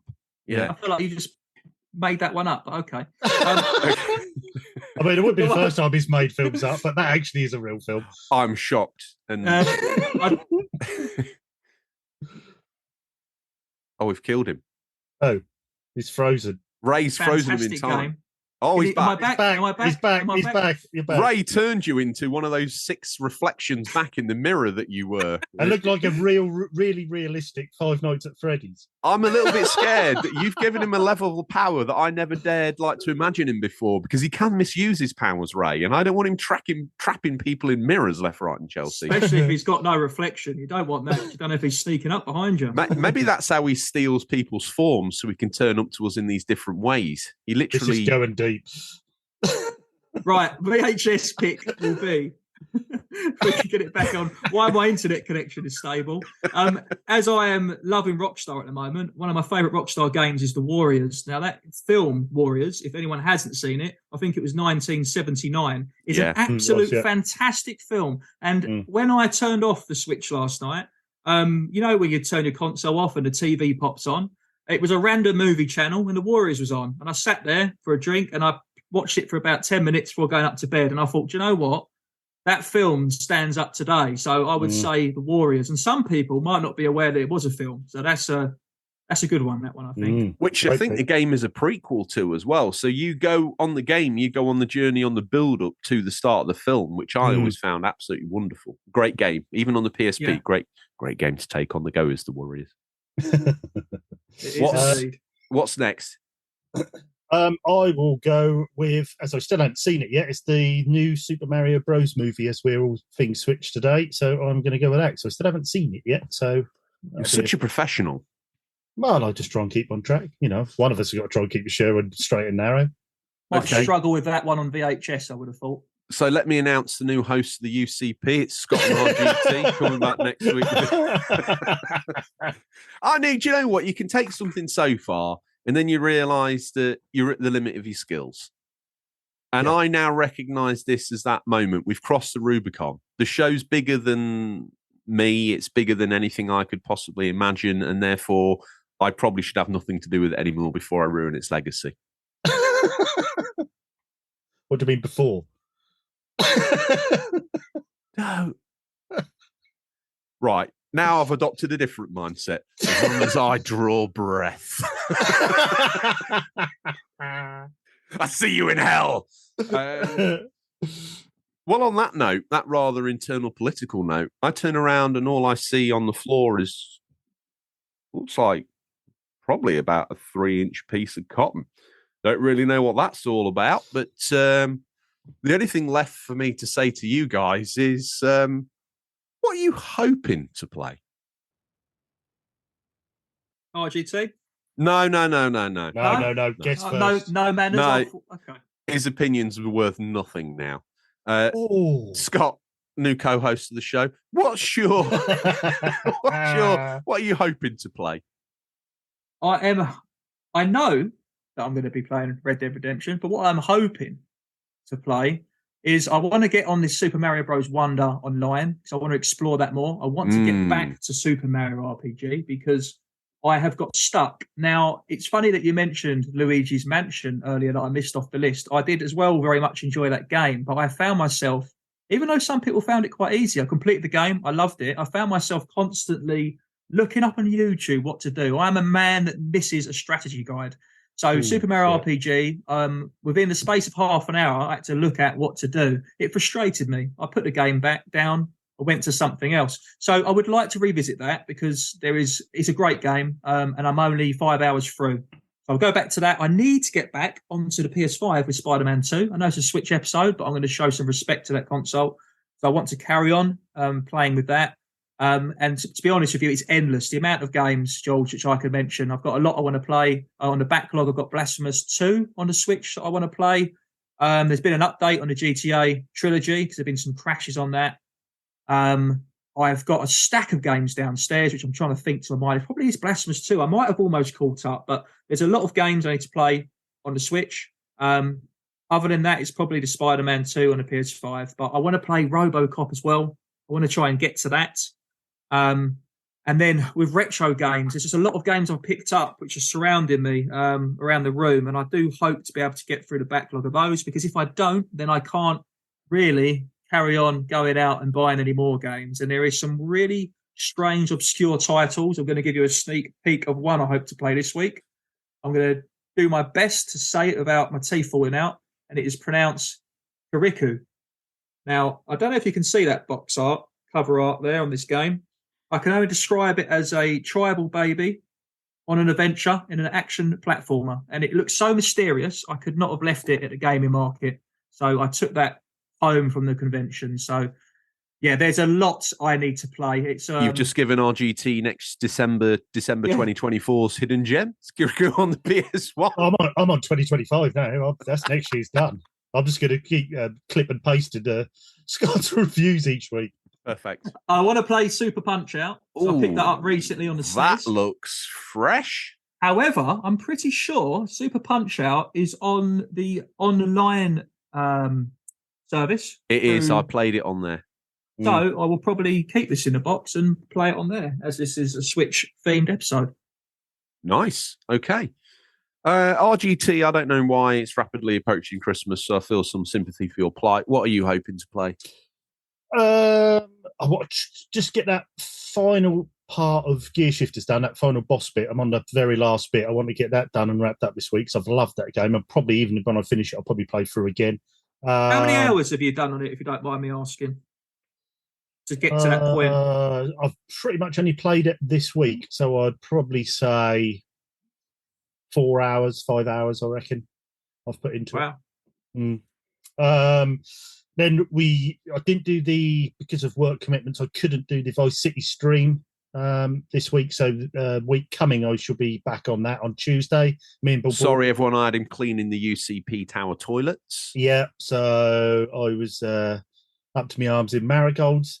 So I couldn't do it this week. So next week, I shall be on the Vice City live stream Tuesday. Better than a horse. Definitely 7:30 UK time. Should be playing some more of that. And I don't know. That'll probably pretty much it. I have been playing. I didn't mention on what I had been playing. I have been playing a game for a hidden gem on a different system, on an older system. So I should probably play some more of that, so I can finally decide if it is a hidden gem or not. But I think it pretty much is. But yeah, I should play some more of that. But that's pretty much it. What about you, George? Don't say Anno. Make it up to 700 hours. I think that's all we've got time for this week. While George is thinking, I was just going to say, how far, RGT, are you in GTA now? It's been a fair few weeks, isn't it? Yeah, we've done GTA 3, which we played through and completed that. And we're now at the stage now where we've got to do the business missions to activate the next part of the game. So we're fairly well into it. I'd say 3/4 of the way through now.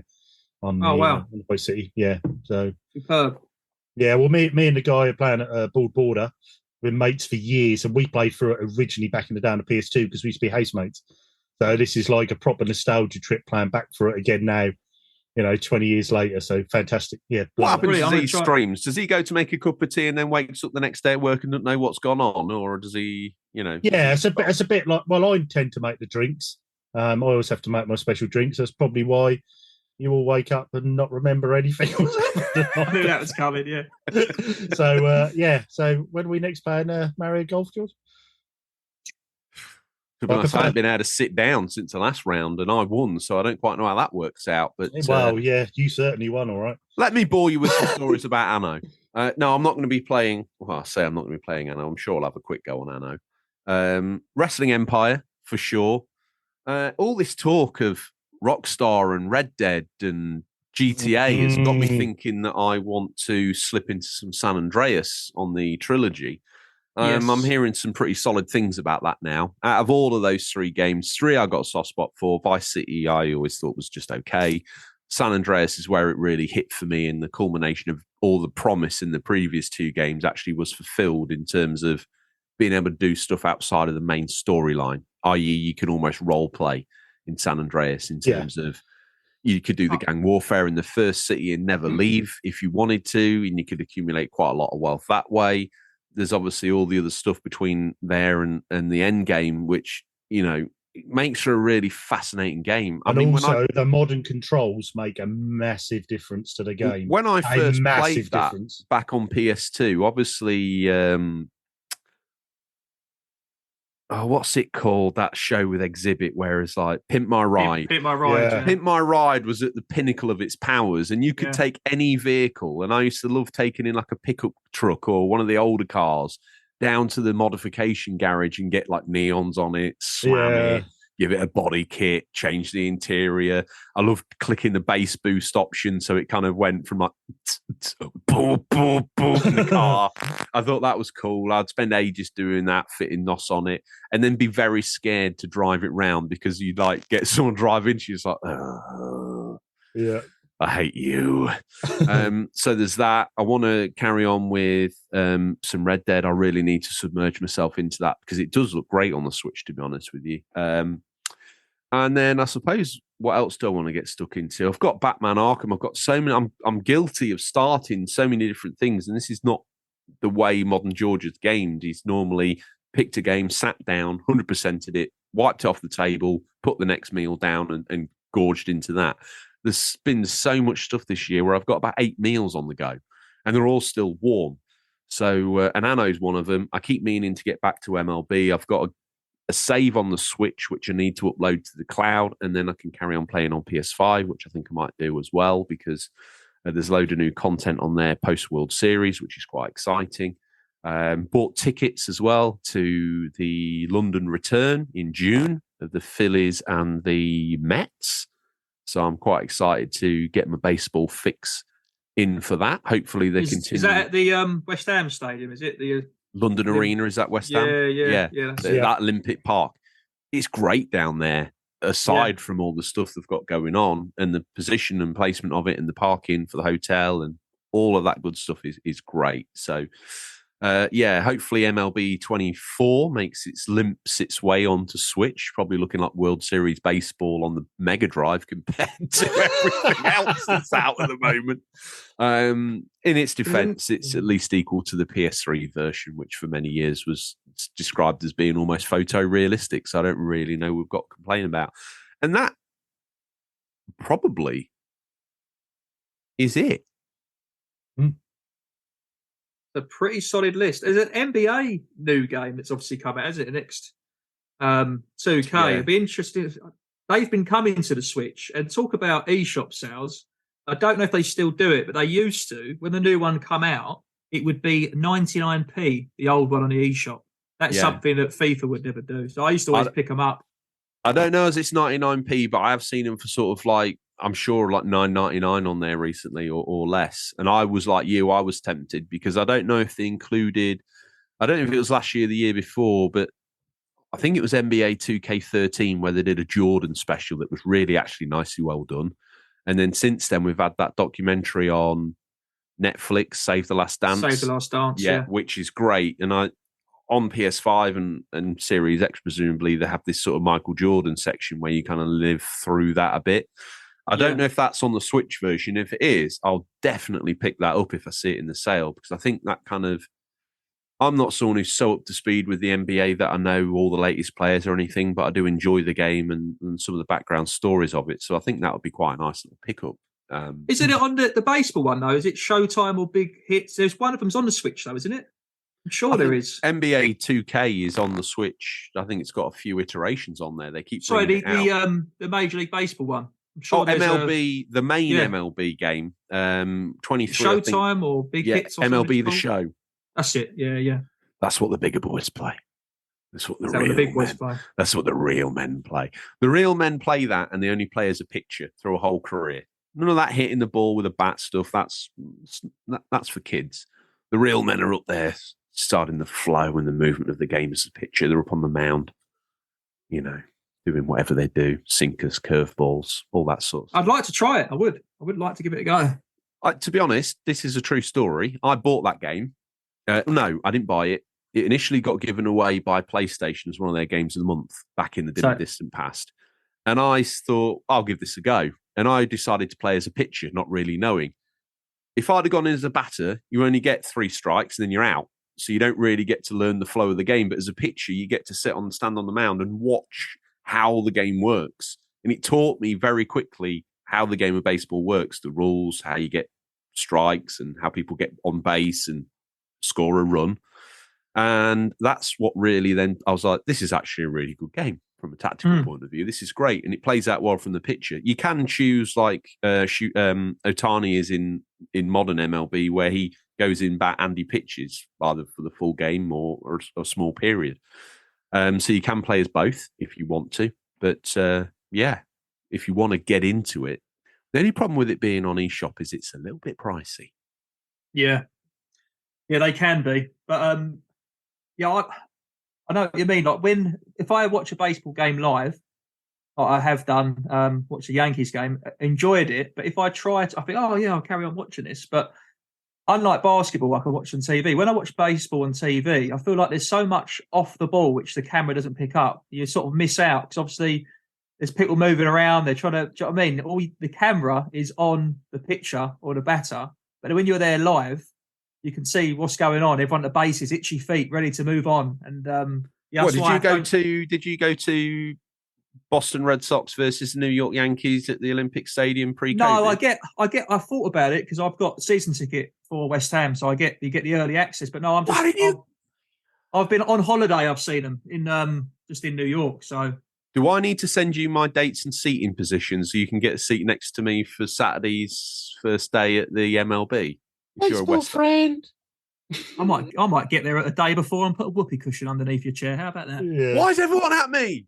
I'm such a peaceable guy. Everyone's like, I'm like the most hated guy on the I'll show. meet you there, George. I'm up for that. We're gonna set a date. We'll look into that because I'm pretty sure Saturday normally the when 19th, they come up, I think it is. yeah, you get priority normally and a bit discount. So I Yeah. should look at going. Really, I took my girlfriend for she's never been baseball before. We went this year, and apart from watching me, probably grudgingly watching me play it on Switch at the time, she didn't really know anything about it. Even if you don't know anything about it, the food, the accessories, the fans, the Americans that have come over just make it like almost like a festival of fun. yeah.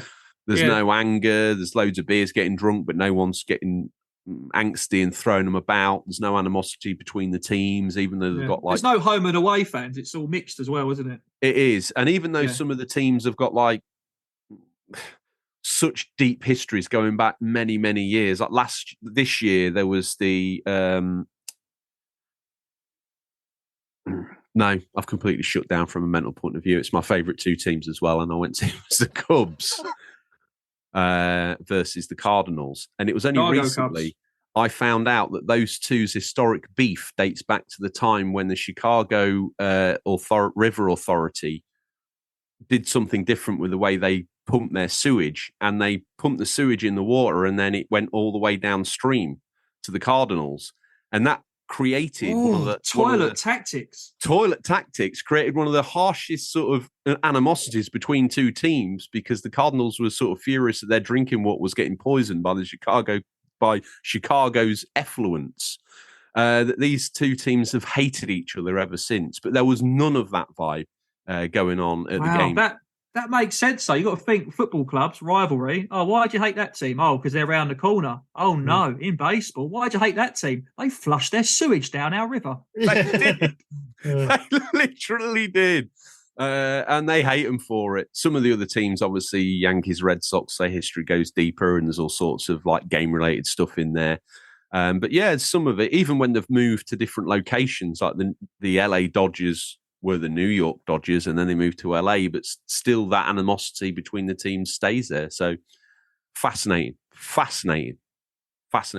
Everyone else switched off at this point, so I want to give you... I've got a good way of segueing back. It's on, you can play baseball on the Switch. You can use a little nunchuck. It's on Switch Sports, and you can play baseball on there. So there's always a segue with a Switch. It's so versatile. Doesn't matter what topic you go for, you can tie it back into a Switch game. Don't you worry. I never thought I would look upon the face of God, but I have. What a wonderful experience that is. You are, in my mind, God of the Switch. I'm sure there's people that would, fight their corner, but you got a YouTube as far as I'm concerned. Listening to your voice describe a walk around the retro gaming market probably is the only equivalent I could get to a climax personally these days. So I must thank you for that. Your continued efforts on there. Your support for us has been phenomenal. And now you've met us, never meet your heroes. You'll get Dan the Games Man on the phone. Yeah, I think we could easily do a podcast, Dan. Yeah.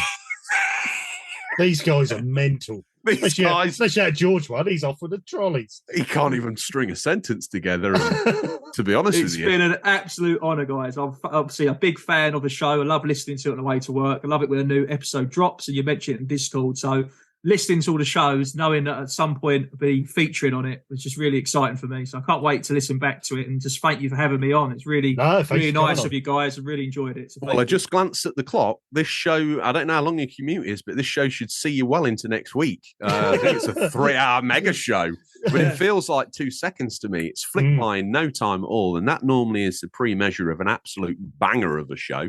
Definitely. So we'll let everyone be the judge of that. But thank you so much again for your research and the time that you've done. You've come on and you've fitted into the whole system like a freshly cooked cog, and one that has to interact with me and RGT. So I don't know how you've managed to be such a willing sport, but thank you for that. RGT, is there any more you wish to say? Just basically see Pliskin, DM me and pick what you want, your T-shirt or your £10 top up, and DM me your address as well, and I'll get see those Pliskin, if you pick the voucher, you are just the lowest rent human being. You've got to pick that T-shirt. You got reppers in a whole different country as far as I'm concerned. Make it happen. Yeah. So I think you'll pick the T-shirt. So yeah, but just let me seeing know as you're when we get sending those it to a foreign country, is he going to have to pick a child size, maybe steal it from Wayne Ray, or are you going to go full out and buy him a full person with the full postage? Oh no, that'll be full postage. So yeah, don't worry about that. Okay, Yeah. proper bigger boy Steve. Yeah, don't worry about that. Okay. New album art. Is it time? What do you think? Put it out to listeners. Ooh. An exclusive. Mm. Yeah. Bada Binkster has been working with AI generation to create a new album art for the show. And I'll be honest with you, it's pulled out an absolute banger. It's Stingray in pictorial form. I never thought that possible. It looks like sort of a 70s prog rock album that you think you know, but it's actually never existed. It is. You look at the album art and you think, I'm sure I got that album somewhere, but you haven't. It's Big really fan weird. of prog rock that you are. Yeah. Big vinyl prog rock collector. It's amazing. It's incredible. Okay. Well, I might, later today, I might pop it up on the Discord and we'll see what people think. I think either way, because we're low budget, we've committed now. So it's going to be that. Yeah. And now I've got to get everything reprinted. So And I also don't want Kurt Cobain's quickly estate suing me for the £4 halfpenny that we've ever made from the show. I think that would be a little bit savage, but I don't think they would pull any punches, to be fair. No. I think, Scott, is there anything, obviously you've got your YouTube channel, do you want to just give yourself one last round the backhand pump and just make sure everyone knows where to go and also where they might find you across the plethora of social media?